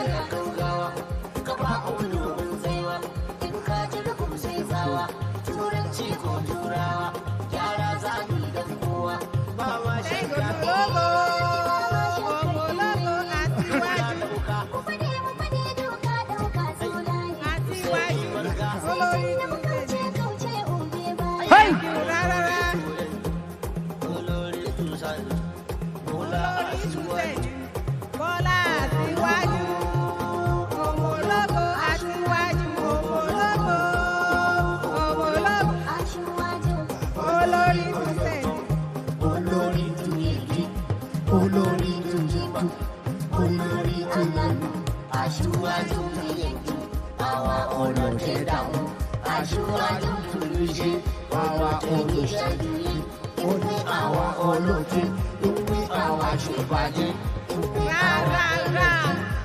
One of the most sensational voices.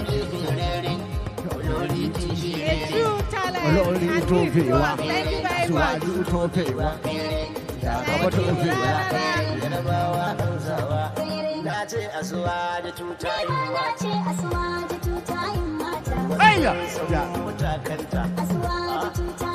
Okay.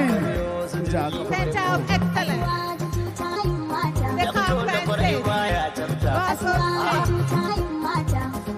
The conferences. Thank you.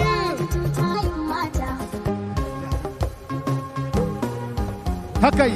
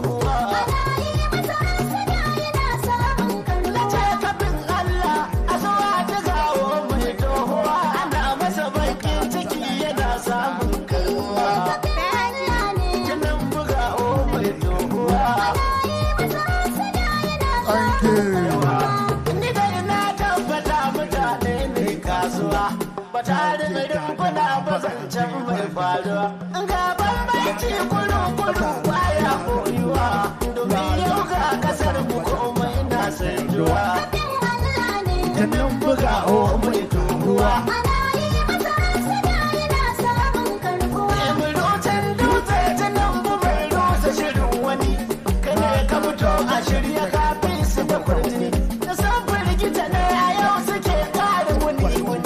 Thank you.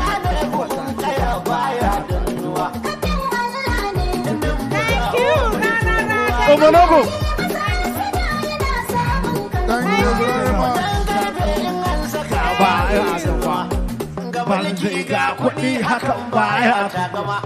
Thank you. Thank you. Hey! Thank you, Radara. Thank you. Thank you. Go!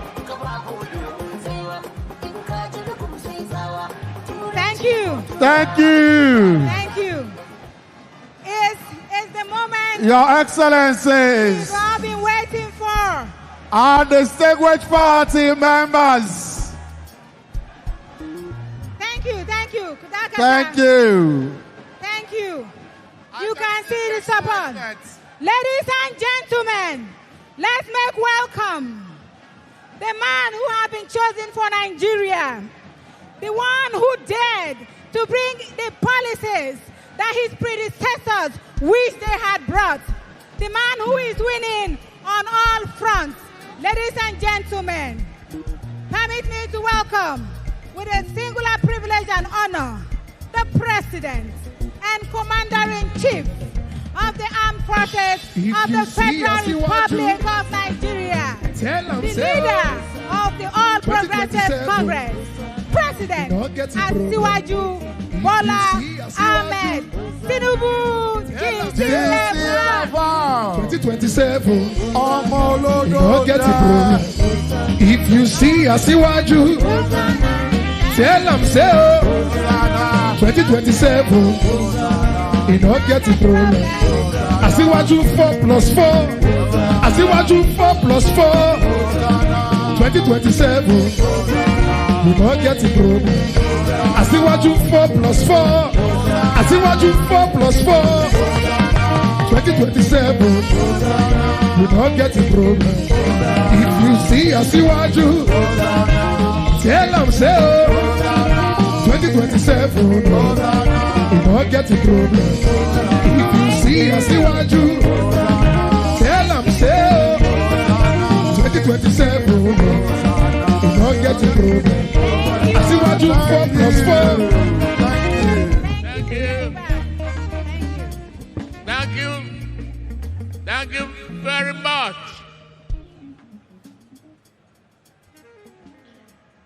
The Vice President, Kashim Shettima, my darling wife,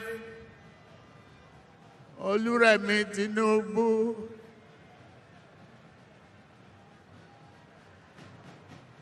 Mrs. Shettima, the Senate President, Speaker House of Representatives, the elders of our party, TVC Akande, Arema Olusegun Osoba, and Pius Akinyelure. Let me first of all thank Aminu Masayari, my dear friend and brother, who respectively with Pius Ayim Pius accept with the other distinguished members to accept to serve this convention. To all the members of the planning committee,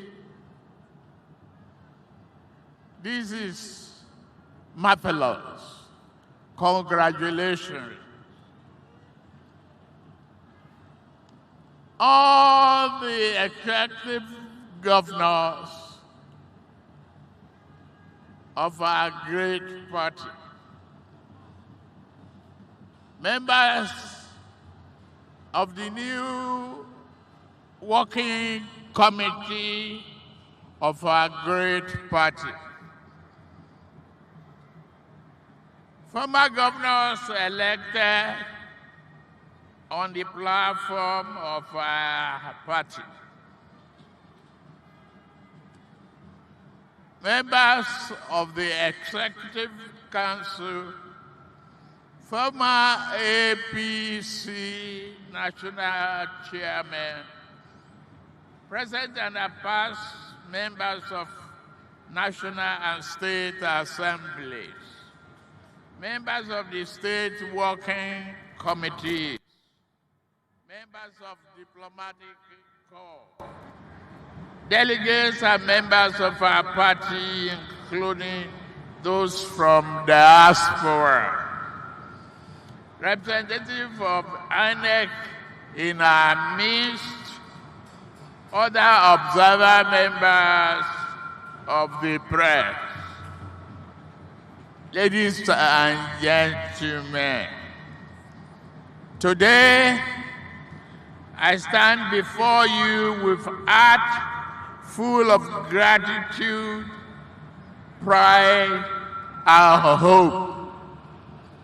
Gratitude to God Almighty for His grace upon our nation and our party. Pride in what we have built together as a party since 2013. And optimistic about a bright future for our nation, despite the challenges we've been faced.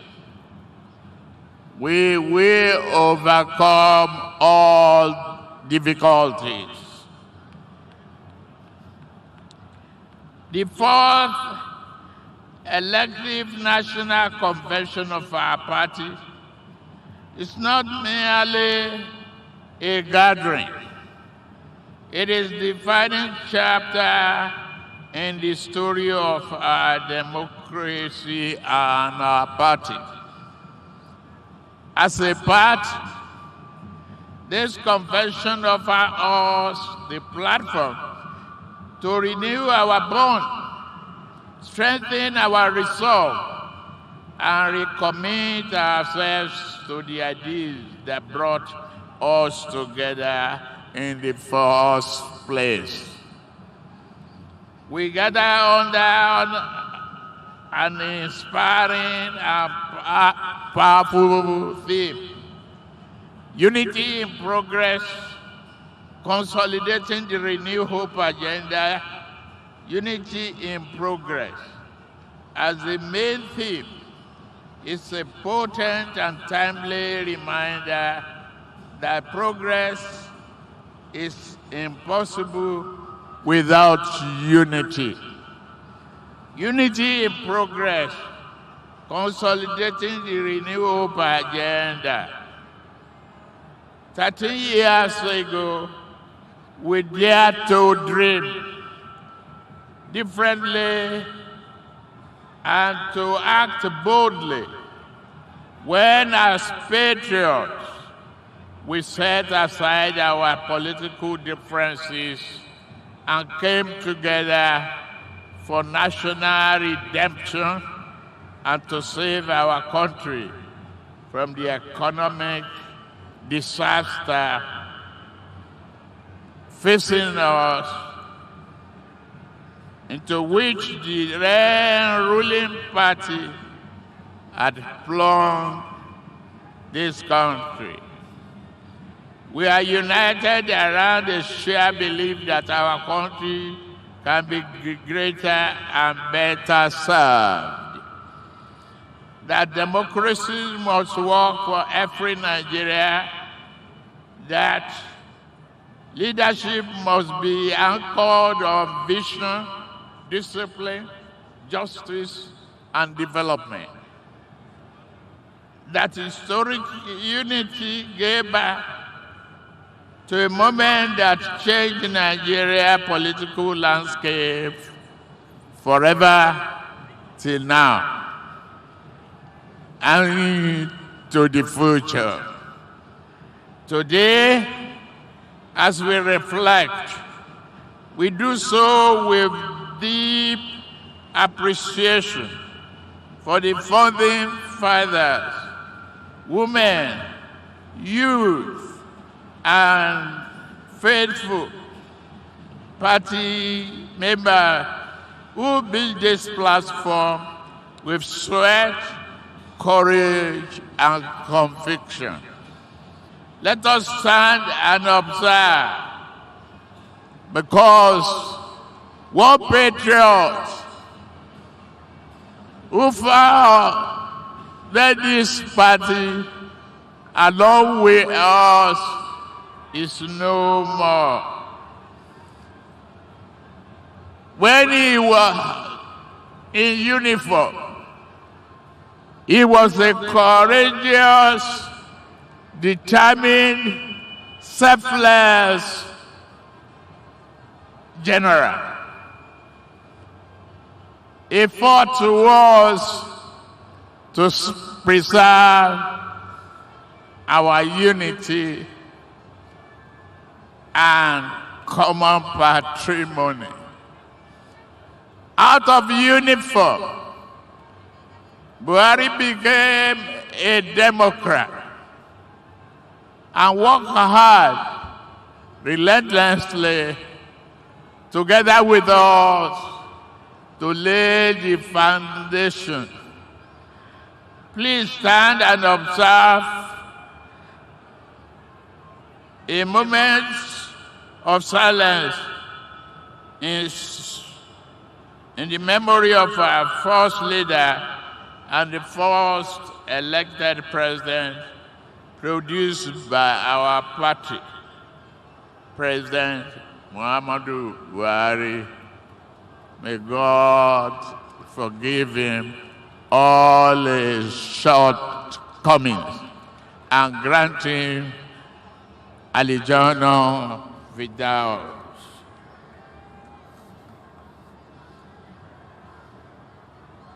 Let us also observe another moment of silence in the memory of other leaders and members. With him, we started this journey together, who have passed on to eternal glory. May their souls rest in peace. All the departed members and those of us alive bearing the torch did not build this party for division and selfishness. Together, we have the duty to ensure that the vision of our founding father is not diminished. We must deepen it. Let us say this clearly and sincerely. We are here for national unity and greatness. We're not going to look back. Critics they can say it any way they want. We are here to ensure constitutional democracy. And we thank God for what we have been doing in the last 3 years. 36 years of unbroken freedom, commitment, and democracy. It's not easy without twists and turns. Let me reiterate to those who then lament and misunderstood us. We do not use one-party state. Democracy thrives on vibrant and healthy competition. But we cannot burn the constitutional freedom of association. As a statesman and a political leader, I believe in a credible opposition. One can challenge, question, and help refine policies. That is how statecraft improves and good governance is achieved. That is how nations advance. While we welcome criticism, the constant attacks by opposition groups on the Electoral Act 2026 are a disservice to Nigerian people. It is public knowledge that process leading to the amendment of the 2022 Electoral Act passed through the crucible of legislative scrutiny, including public hearing. The Electoral Act was passed by overwhelming majority of the members of the National Assembly elected by Nigerian people in accordance with 1999 Constitution as amended. The Act reflects our collective quest as a nation to strengthen our electoral system and consolidate democratic rule. Therefore, our commitment is to uphold the rule of law, conduct credible elections, and protect the integrity of our elections, and continue to be a stronger, secure, and united country. When Nigeria reaffirmed our leadership of the country as the governing party in 2023, we made a solemn promise to chart a new course for national renewal through the Renew agenda. That agenda was not conceived as just another campaign slogan. It is real. It was conceived as a governing philosophy. We knew the road to reform would be tough. We knew rebuilding Nigeria would require courage, patience, and difficult decisions. But we also knew no nation rises by hiding from the truth. We must not deceive ourselves and spend or waste the future of our grandchildren. We have to build the nation, the present for them before they come. The foundation must be strong, unique, and withstand the test of time. Fellow compatriots, since assuming office, our government has remained focused on delivering on the mandate to Nigerian people. Despite the complex global economic and political environment, today, I can assure you we are on the right path.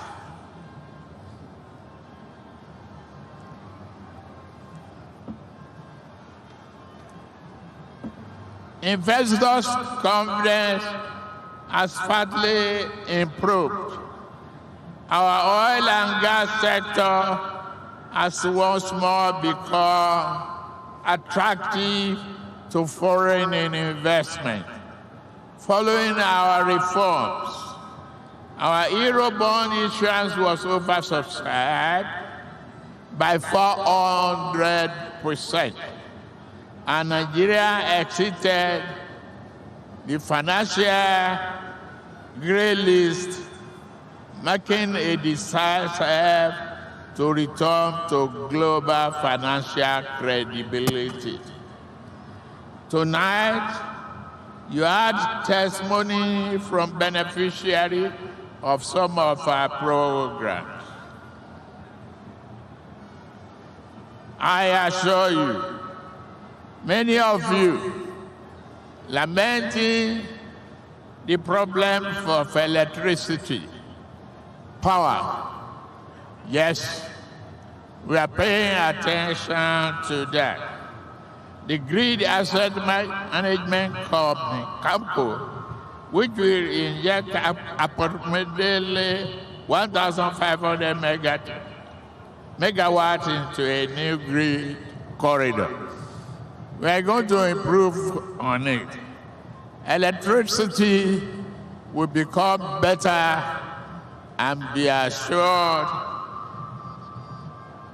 there will be opportunity and progress in our industrialization path.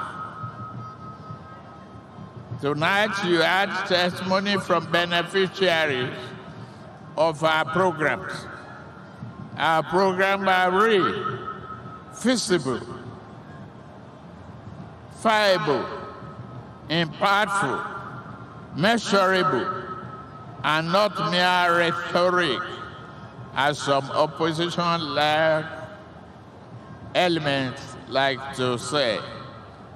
We are moving from survival mode to stability.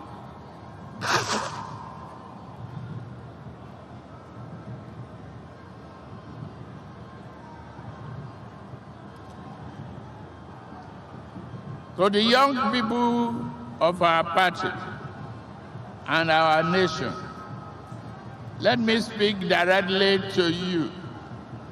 You are not only the future of Nigeria, you are our hope for a more glorious and assured future.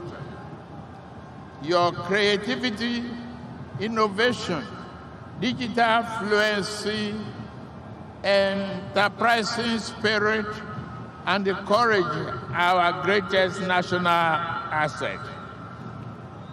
This party must continue to open more doors for our youth participation, not as a prop, but as decision makers.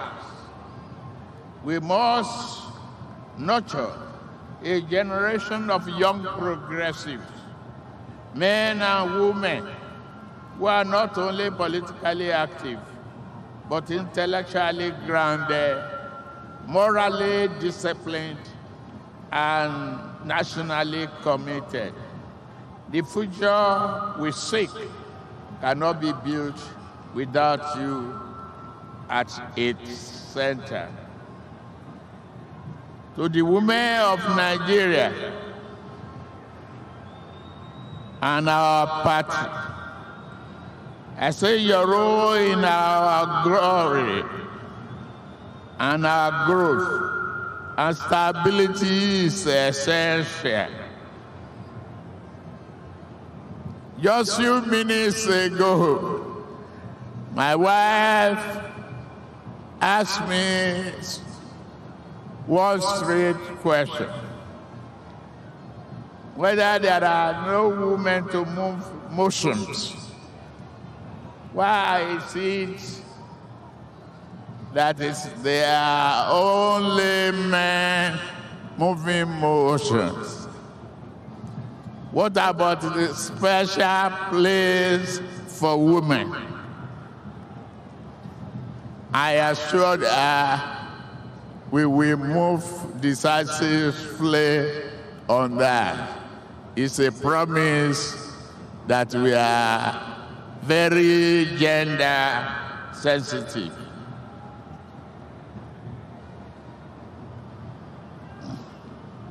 I extend my heartfelt appreciation to the Convention Planning Committee, led by His Excellency Honorable Aminu Bello Masari, CFR, and His Excellency Senator Ayim Pius Ayim GCON. Your dedication and excellence has set a new standard for organization and service.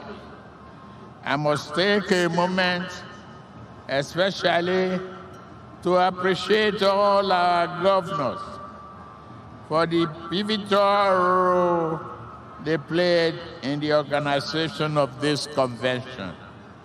I commend Governor Abdurrahman Abdurrazak of Kwara State, who served as the vice chairman,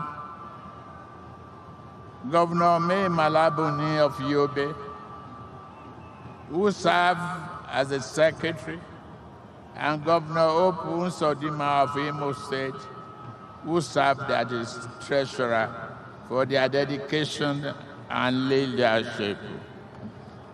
I also wish to recognize Governor Dr. Abiodun, chairman of APC National Convention Venue Subcommittee for the remarkable commitment, including funding and delivery of the venue sector. I equally extend my heartfelt appreciation to all our governors, ministers, whose collective efforts, unity of purpose, and commitment ensure the seamless planning and residing success of this convention. To all those who will be elected today or were already elected, carry the trust with humility, fairness, and unwavering commitment to our party ideals. The future of APC and Nigeria's democracy depend on your leadership. Lead with courage, lead with integrity, and lead with vision. May our leadership inspire confidence, strengthen our unity, deliver progress worthy of the faith our members are placed in you. May you continue to win more comfort into the party as we have done in the past 2 years, when an unprecedented number of new members, governors, senators, House of Representatives, old and current, joined our party from other political preferences. The growth demonstrates the strength of our belief and Nigerian trust in our party. My charge to you is to sustain this expansive political structure through credible leadership and transparent party management, anchored in a reliable, verifiable database of our members nationwide. May God bless our great party. May God bless the Federal Republic of Nigeria. Thank you very much.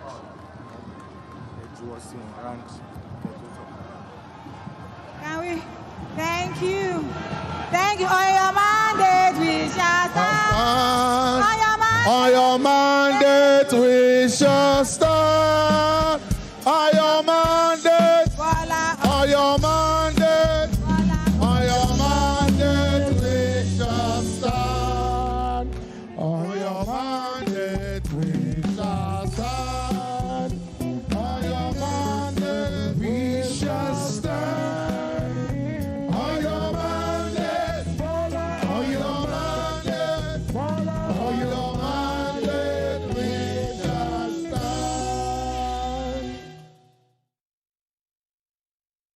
Eagle Square, Abuja, venue of the National Convention of the All Progressives Congress. President Bola Tinubu has just delivered his remarks at the ongoing convention, and there he is making his way back to his seat. Especially the part you said, women, you have us at heart. We are grateful, Your Excellency. Can we all stand for national anthem? Okay, while we're waiting, we have the one and only Tani Makadaki, the entertainer. Make some noise for Tani, the entertainer. On governors, with only 5 in the opposition. There had been concerns before now about how the APC would manage this, and if it could be a precursor to what could happen in the future, really. But the party has continually reassured that it is managing its affairs well. TVC News is fully on ground at the Eagle Square. We also have our team in the studio monitoring the event and bringing you updates. I will now hand over to my colleagues, Precious Amayo and Ibrahim Ashita, who would continue from here. My name is Abosade Adenio Adremi. Thank you for spending your day with us. Can we take the national anthem? Thank you.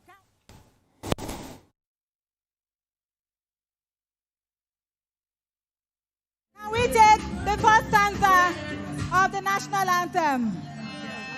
Nigeria, we hail thee, our own native land. No tribes and tongues may differ in brotherhood.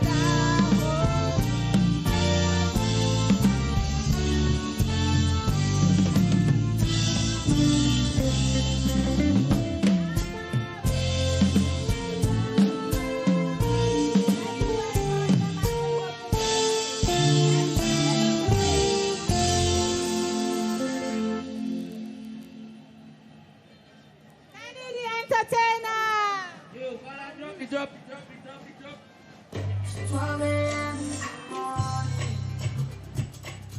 I see it.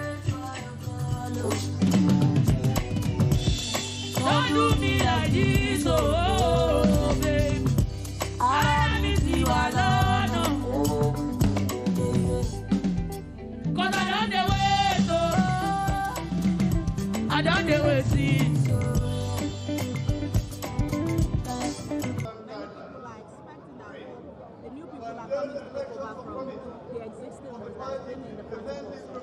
As a matter of fact, that's not true. As you can see, we've had world congresses, LGA congresses, we've had the state congresses.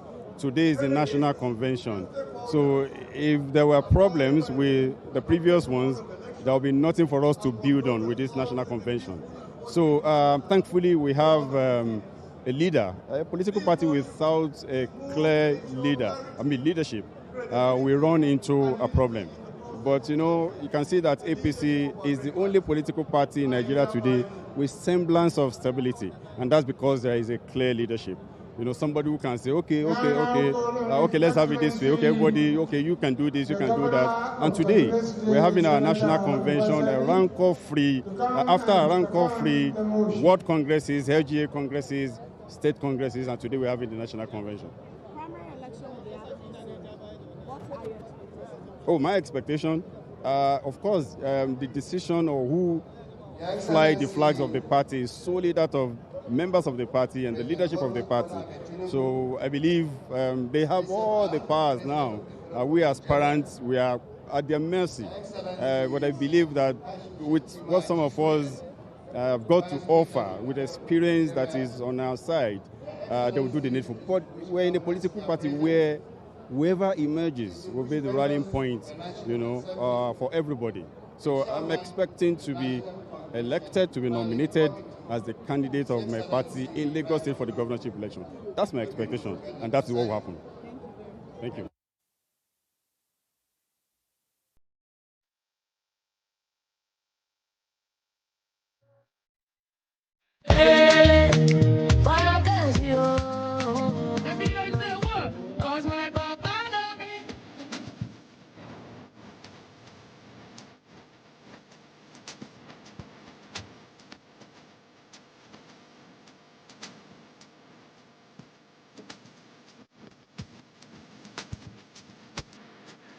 Everybody should go, please. Go now, everybody. Thank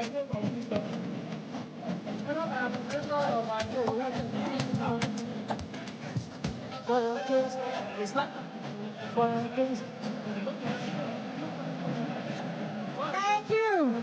Thank you.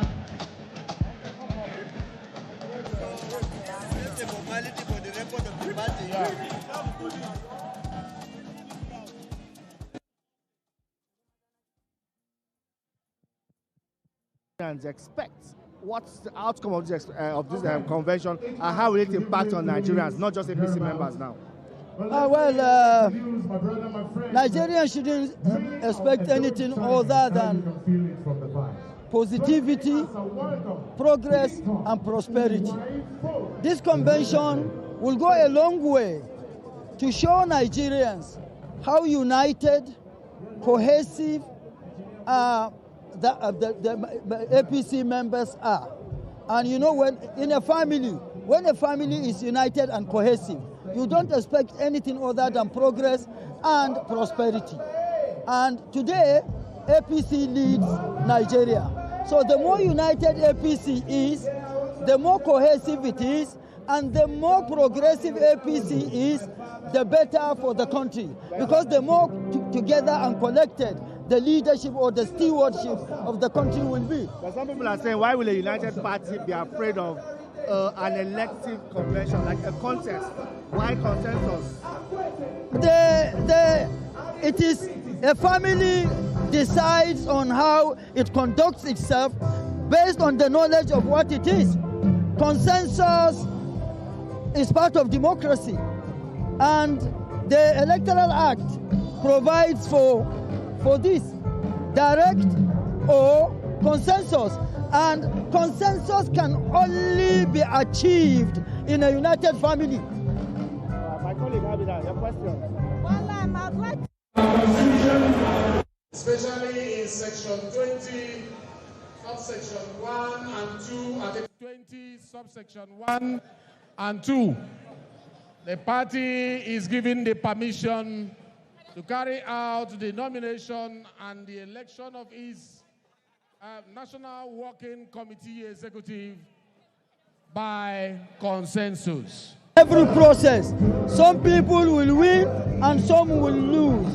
But APC has shown and proven that it has the requisite capacity and the capability to manage internal crisis. You've seen how the congresses started from local government, ward levels to local government levels, then to state levels, without much rancor. All that went wrong had already been taken care of. So that is to say, this convention will not come with a difference. And we have a leader that knows the game. We have a leader that is open. We have a leader that relates at all levels. We have a leader that is conscious of leadership, and he knows what time it is. Asiwaju Bola Ahmed Tinubu. All right, Civil Senator, wish you all the very best as you continue with the convention. Thank you for your time on the program.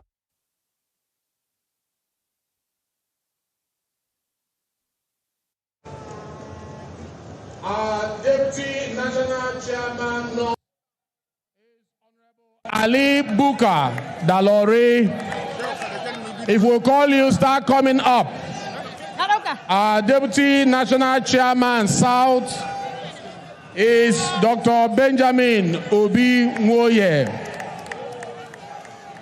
Our National Secretary is Senator Surajuddin Ajibola Bashiru.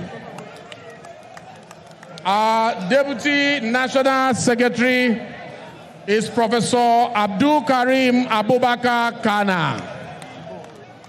Our National Legal Advisor is Mortala Aliyu Kankai. We are inviting you to come to the stage when you hear your name. Our National Treasurer is no other person than Ogro Matthew Ofoke. The National Financial Secretary is Ambassador Haruna Ginswa. Our National Organizing Secretary is Muhammad Sulaiman and Gugu OFR. Our National Welfare Secretary is Honorable Donatus Enyinaya Nwampa. Our National Publicity Secretary is Mr. Felix Moka. Our National Auditor is Senator Abubakar Maikafi.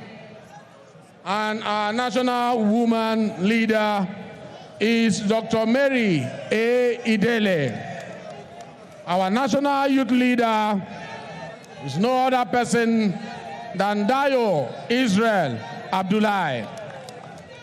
The National Leader, Persons with Disability, is Are Durutolu Oyebode Bankole.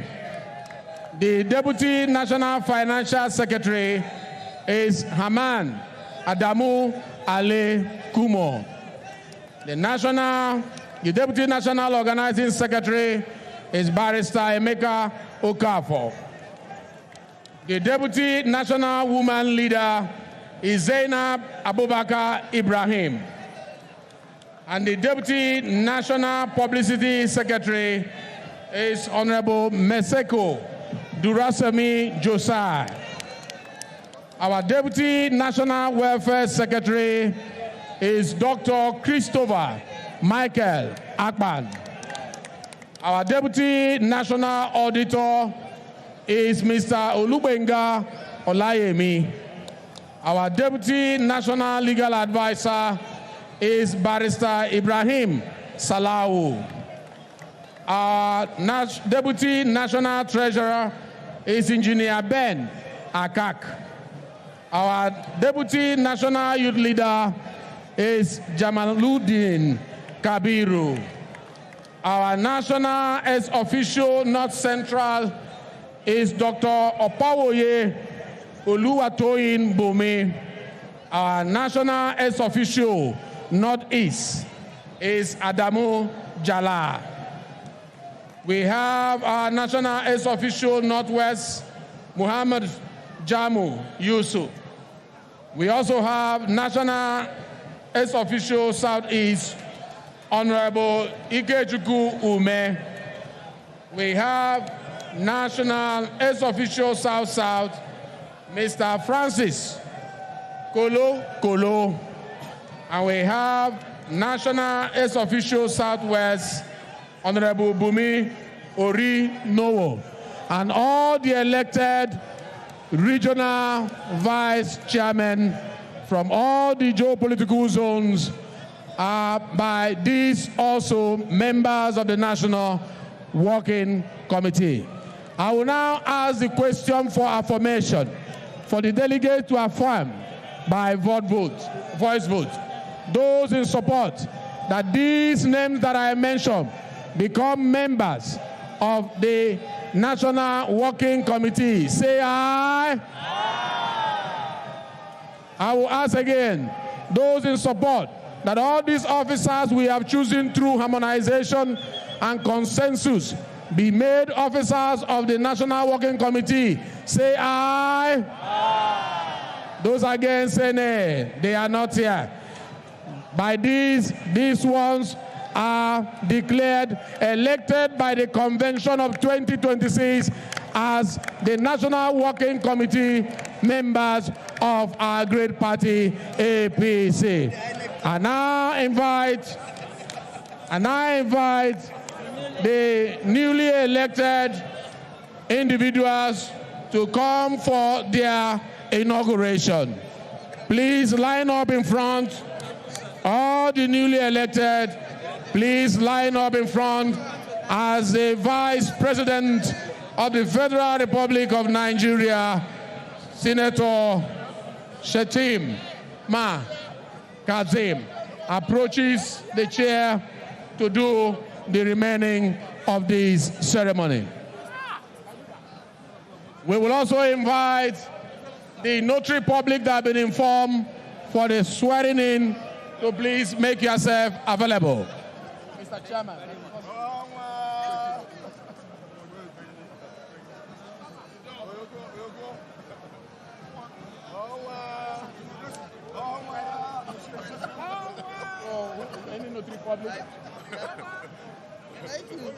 Any notary public in the house? How are you? Thank you. Our election member who is a notary public, can you approach the chair? Barrister Otemo. Barrister Otemo. If Barrister Otemo is here, please come and do the swearing in. I think it's coming up. I don't have medical sign. Yes, sir. Yeah, that is part of the constitution. Don't you see that is the only way? Yes. You guys start the voting.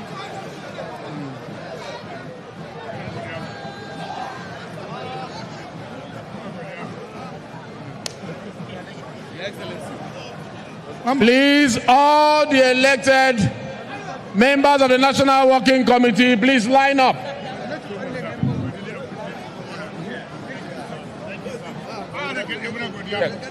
It is important to note that these are not only members of National Working Committee, especially the ace officials are by our constitution, the national members of the National Executive Council of our party.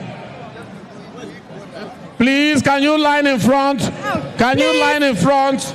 Those who have been elected, can you line in front? Barrister Temu, if you are in the house, come for the swearing in, or any other notary public should come.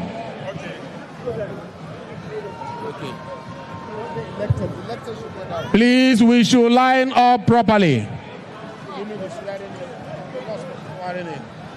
All elected National Working Committee members to please stay down. The National Chairman and National Secretary standing side by side. And then the Deputy, the National Chairman, North and South, flanking them on both sides. And then we follow the hierarchy. Please, you need to do that now, Your Excellencies. Thank you. Right, Honorable Benjamin Kalusa, when you're okay with the lineup, you let us know so we can have the swearing in. No worries.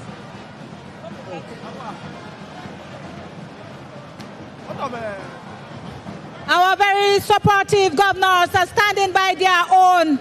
The governors of Ogun State, Lagos State, Borno State, Taraba State, in their numbers, Kebbi State, Yobe State, all standing by the newly elected, yet about to be sworn in members of National Working Committee of the largest political party in black and white Africa, the All Progressives Congress. Oh, this is not complete.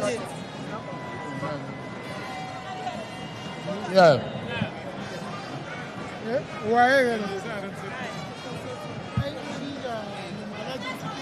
Okay, please, we are now handling the sacred moment, the very solemn moment of this occasion, which is taking of oath.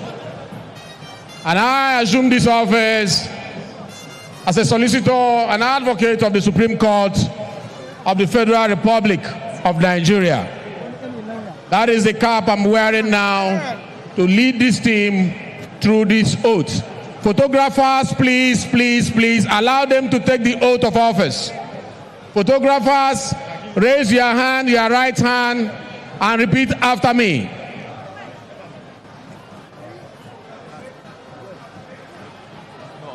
I, you put your name, I do solemnly swear, affirm that I will be faithful and bear true allegiance to the All Progressive Congress. All Progressives Congress. And that I will preserve. That I will preserve. Protect. Protect. And defend. Defend. The Constitution of our great party. Of our great party. So help me God. So help me God. Congratulations. By this, you are now declared by the powers vested on me by the Constitution, you are declared the officers of our party at the national level, National Working Committee of APC. APC! Progress! You are also declared members of the National Executive Council of our party. God bless you, and God bless the Federal Republic of Nigeria. If you climb the stage and you're not a newly elected member, you'll be pushed down. Congratulations to Professor Nantawe Ilwanda, Honorable Ali Bukado Lori.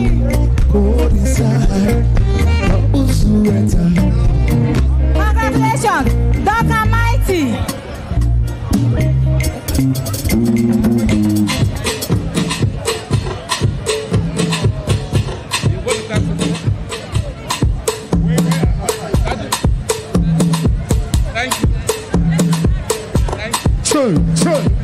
Chill. DJ, open up.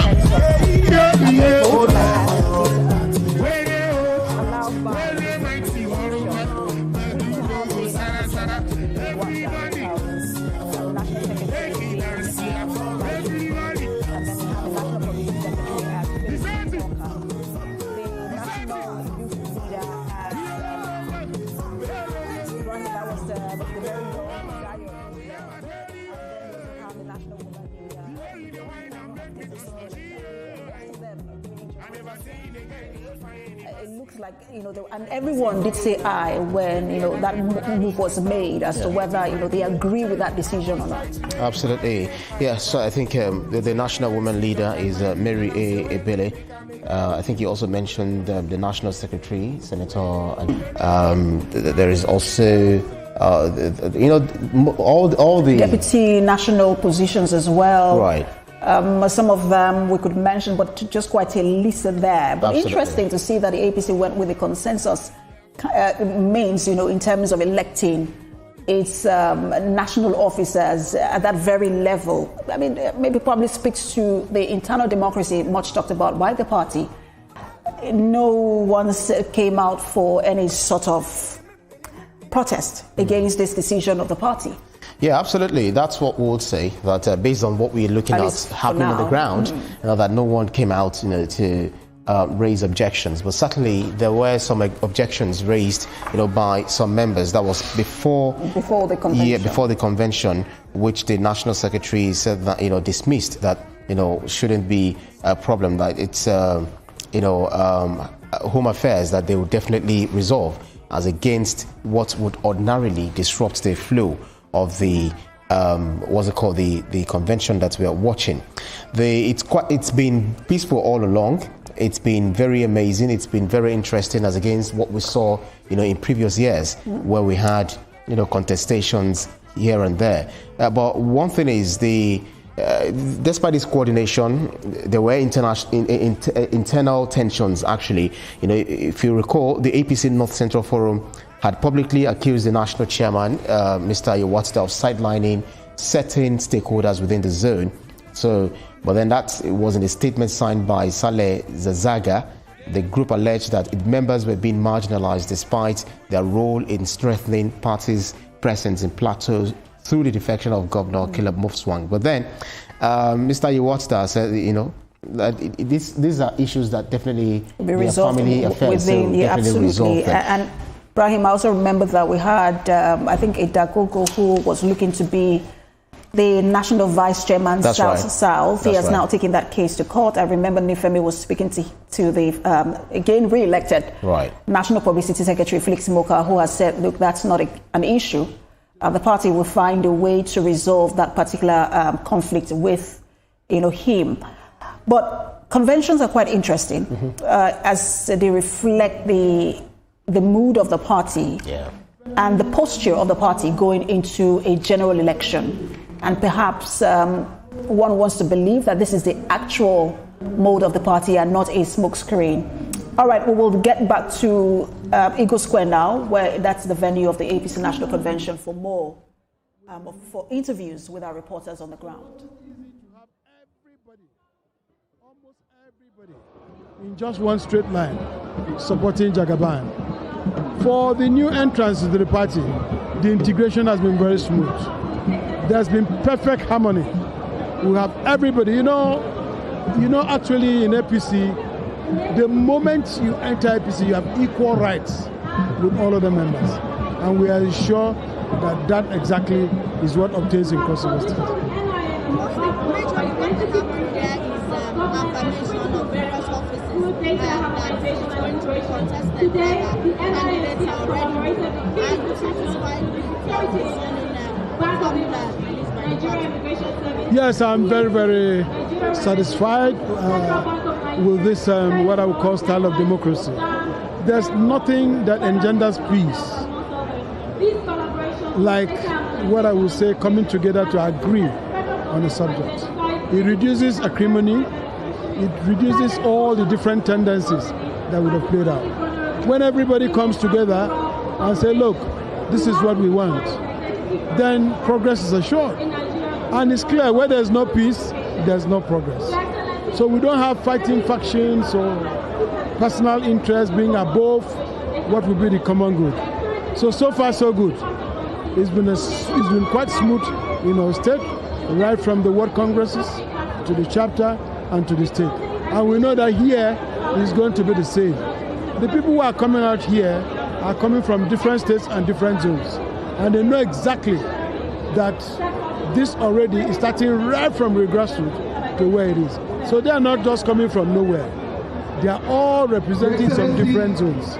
And those people have been happy and have that surety before actually bringing them forward. So we are totally okay and we will continue to support them. Thank you. Mr. President, you committed to UK in Japan, they are looking for a small businesses. And because of you, we have started to harmonize all of these benefits so that our small businesses can thrive. I want to say to you, thank you so much. Thank you for providing funding for small businesses. Thank you for PNG. Fantastic. Himself and I, no problem at all. We work as a united front perfectly. But with CNG, it's less than 10,000 naira. I say thank you, Mr. President. Our small businesses are grateful. In Cross River, we run like a family. And the leader of the state and the party is the governor. So all of us are keen on the governor and waiting for the governor who will interact with the various communities and local governments and take a decision. And we will all queue behind the governor. When I was governor, I had the power to decide who gets the ticket or otherwise of the state. Therefore, the new governor has absolutely the same powers. And so I am now loyal to the governor. That's the reality of life. Thank you very much. Different states in Nigeria.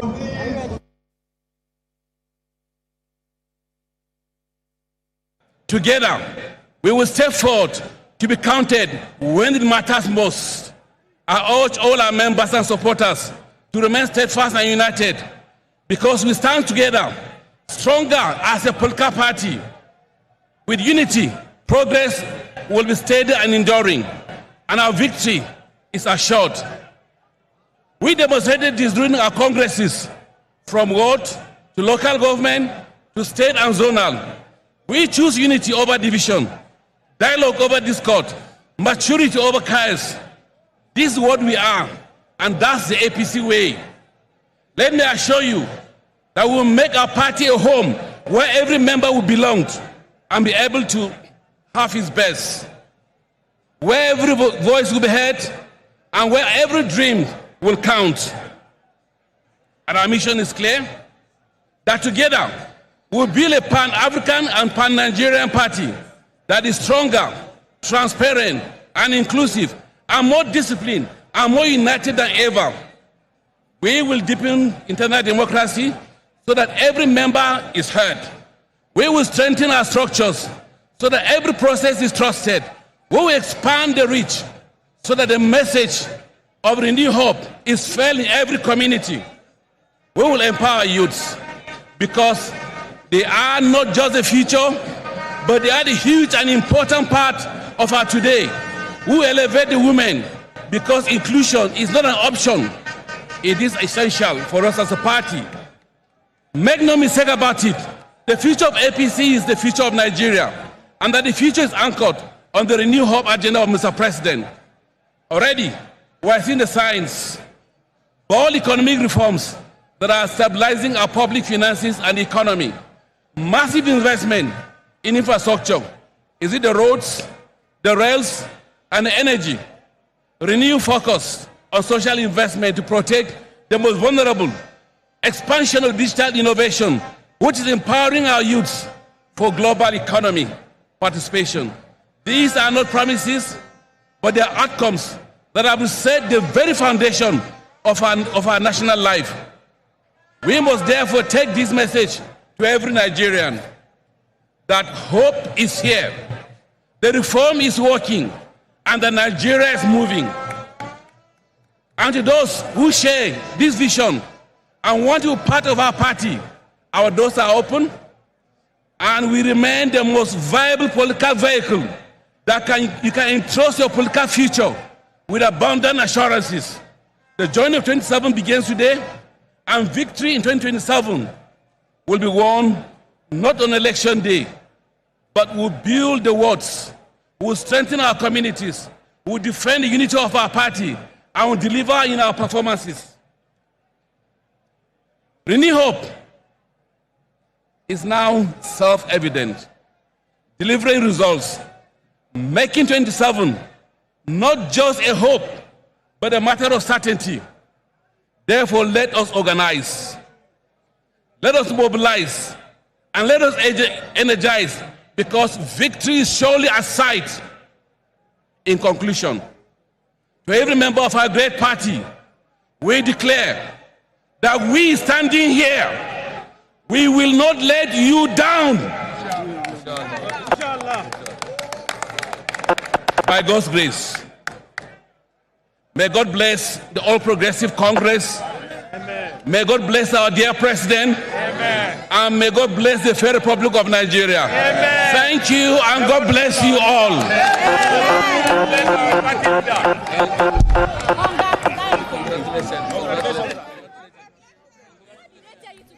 All right, that's the speech there by one of the elected executives of the APC, promising not to let the party members down, as also requested by the president earlier. A very interesting speech, I must confess, Ibrahim, the president acknowledging not just party members in that speech, but also Nigerians. He spoke to old people, or older people.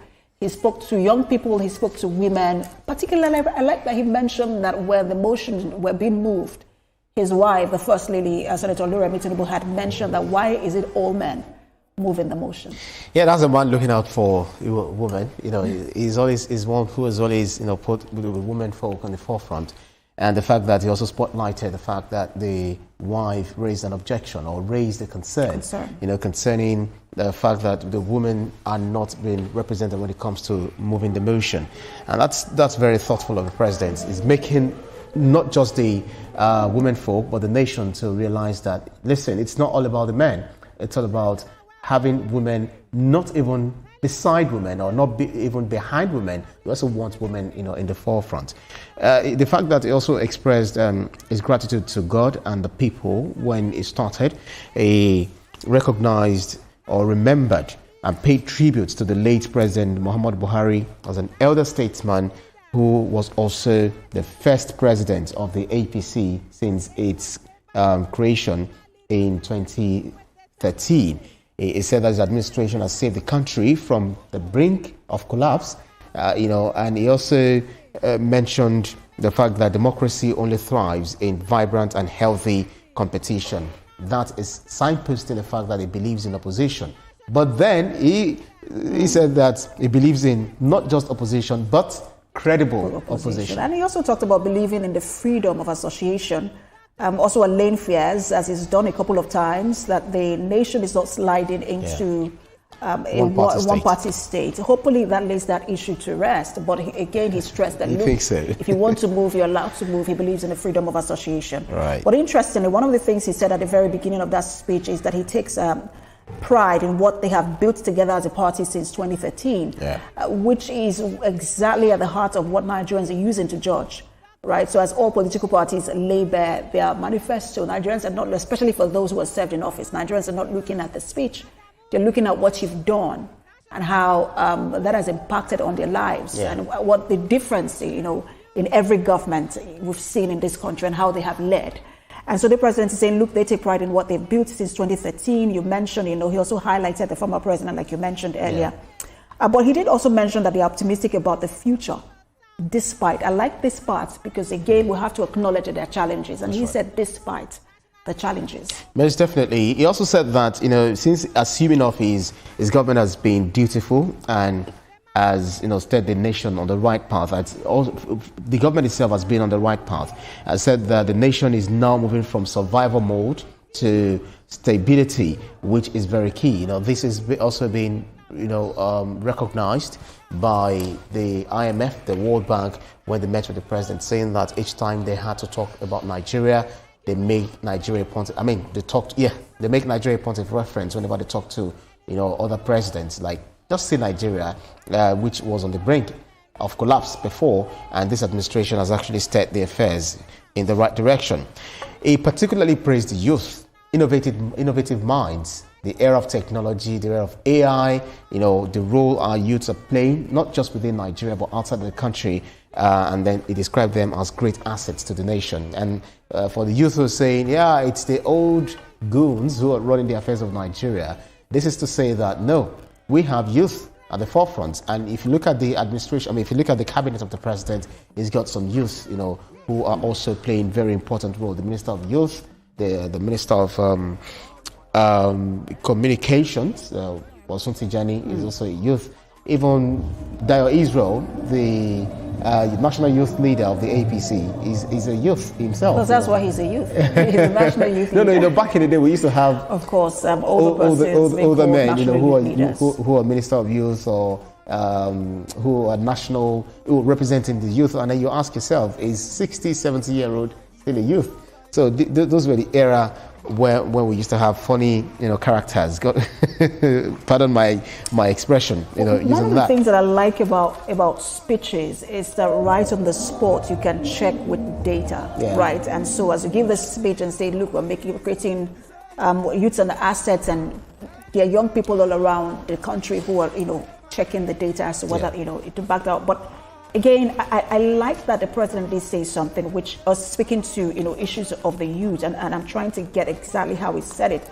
He talked about how youth must stop it's not just about being politically active, also being intellectually sound. That's right. He also mentioned, he talked about how youth must be morally upright, and so just moving from being political jobbers, as it were, to now really wanting to take advantage of those opportunities to actually lead when the opportunity comes. It just goes beyond, and then having the right ideas, because we cry for the opportunities, but when the opportunity comes, are we ready to lead even better, than what we complain about? Beyond what the president also said, we had, way earlier when the chairman of the National Convention Planning Committee, I think Aminu bin Masari, when he said that the that the earlier speakers, they praised the administration on reforms, electricity, our relations with India, and visit to the different countries, made by the president,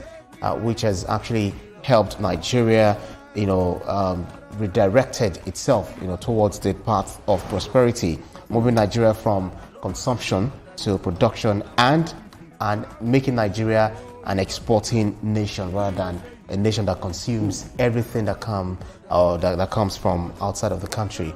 Wale Edun, also the Minister of Finance and Coordinating Minister of the Economy, said that farmers are now reaping benefits of this administration in terms of agri-implements, etc. Interesting, because we'll come back to that speech by Mr. Wale Edun, but let's just giving Nigerians right now facts and figures on the screen about the APC. This is a party that now has 31 governors. Really remarkable achievement. Right. PDP did it at some point during the administration of President Olusegun Obasanjo. Also, getting governors to defect to their parties. Right. But this is the highest. Be recorded in the country. Absolutely, and that's a bold statement made by the administration of this of the APC, the administration of President Bola Ahmed Tinubu, meaning that 2027, some are saying it's already won, but then it's a democracy. The opposition will still have to lay their cards, put their card on the table to say, listen, we're going to give you a run for your money. But when you have a party that hosts 31 governors, and people are asking the question, how did the president do it? Was he able to? Was it that he promised them some things that led them to join in the APC? But some of them answered the question by saying it's because of what they are seeing the APC administration doing when it comes to infrastructure, laying positive foundation, towards the path of prosperity and all of that. So they decided to join the APC. Others are saying, yeah, it's only for your own interest. But all the same, we are seeing what the administration is doing in terms of getting people on its side, whether, I won't say by hook or by crook, but in all of this, we see the governors who are willing to join the APC. 31 down already. They're still looking to get more, but that's just enough for the APC, if you think. Well, for a party that says it on whether the other governors, the 5 remaining governors, want to join the APC or not. But just on the screen there, you're seeing the subsisting zoning of national officers or offices, in the APC, how they zoned various national offices. But let's also tell you that this is the climax of the congresses that have been holding across the country, in several weeks. They started with the registration of their party members, and also trying to get new ones. And then moved on to the ward congresses, and then to the local government congresses. You have the state congresses, and then the zonal congresses as well. Yeah. And then the climax of it is the APC National Convention, which we're seeing today. And it also seemed like those other congresses were largely peaceful. Absolutely. Largely, but maybe not totally, largely peaceful as well. And the APC prides itself in its ability to resolve its issues. Hopefully, some of these issues do not begin to play up. There are those who have said, like we're talking about the 31 state governors, that those who have defected,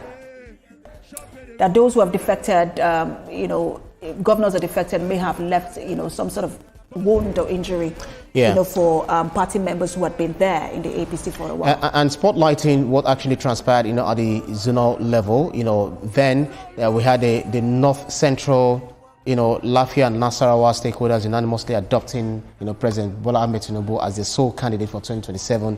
Ditto South, which a lot of adoption, Asaban Delta, Northwest, etc. A lot of adoption and endorsement of the president. But, Ibrahim, just going back now to how the APC started.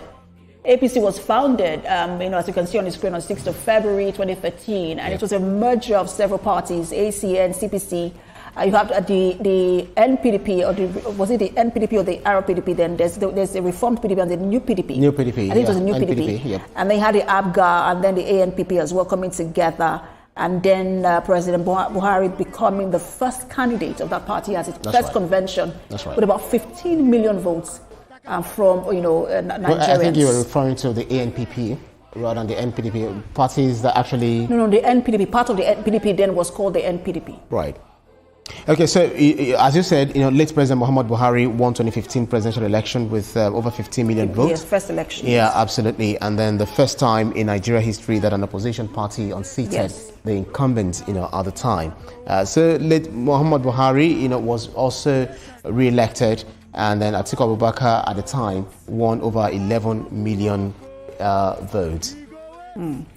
Well, interesting to see how the APC proceeds from here. It will move now to elected positions. We'll see how that plays out as well. It's been largely peaceful. Hopefully, it continues to be peaceful. Thank you so much, everyone, for watching. I am Precious Amayo. And I'm Ibrahim Shita. Thank you so much for your company all along. We'll definitely bring you more updates as they continue to emerge, especially going into the convention for the PDP. Many thanks for watching.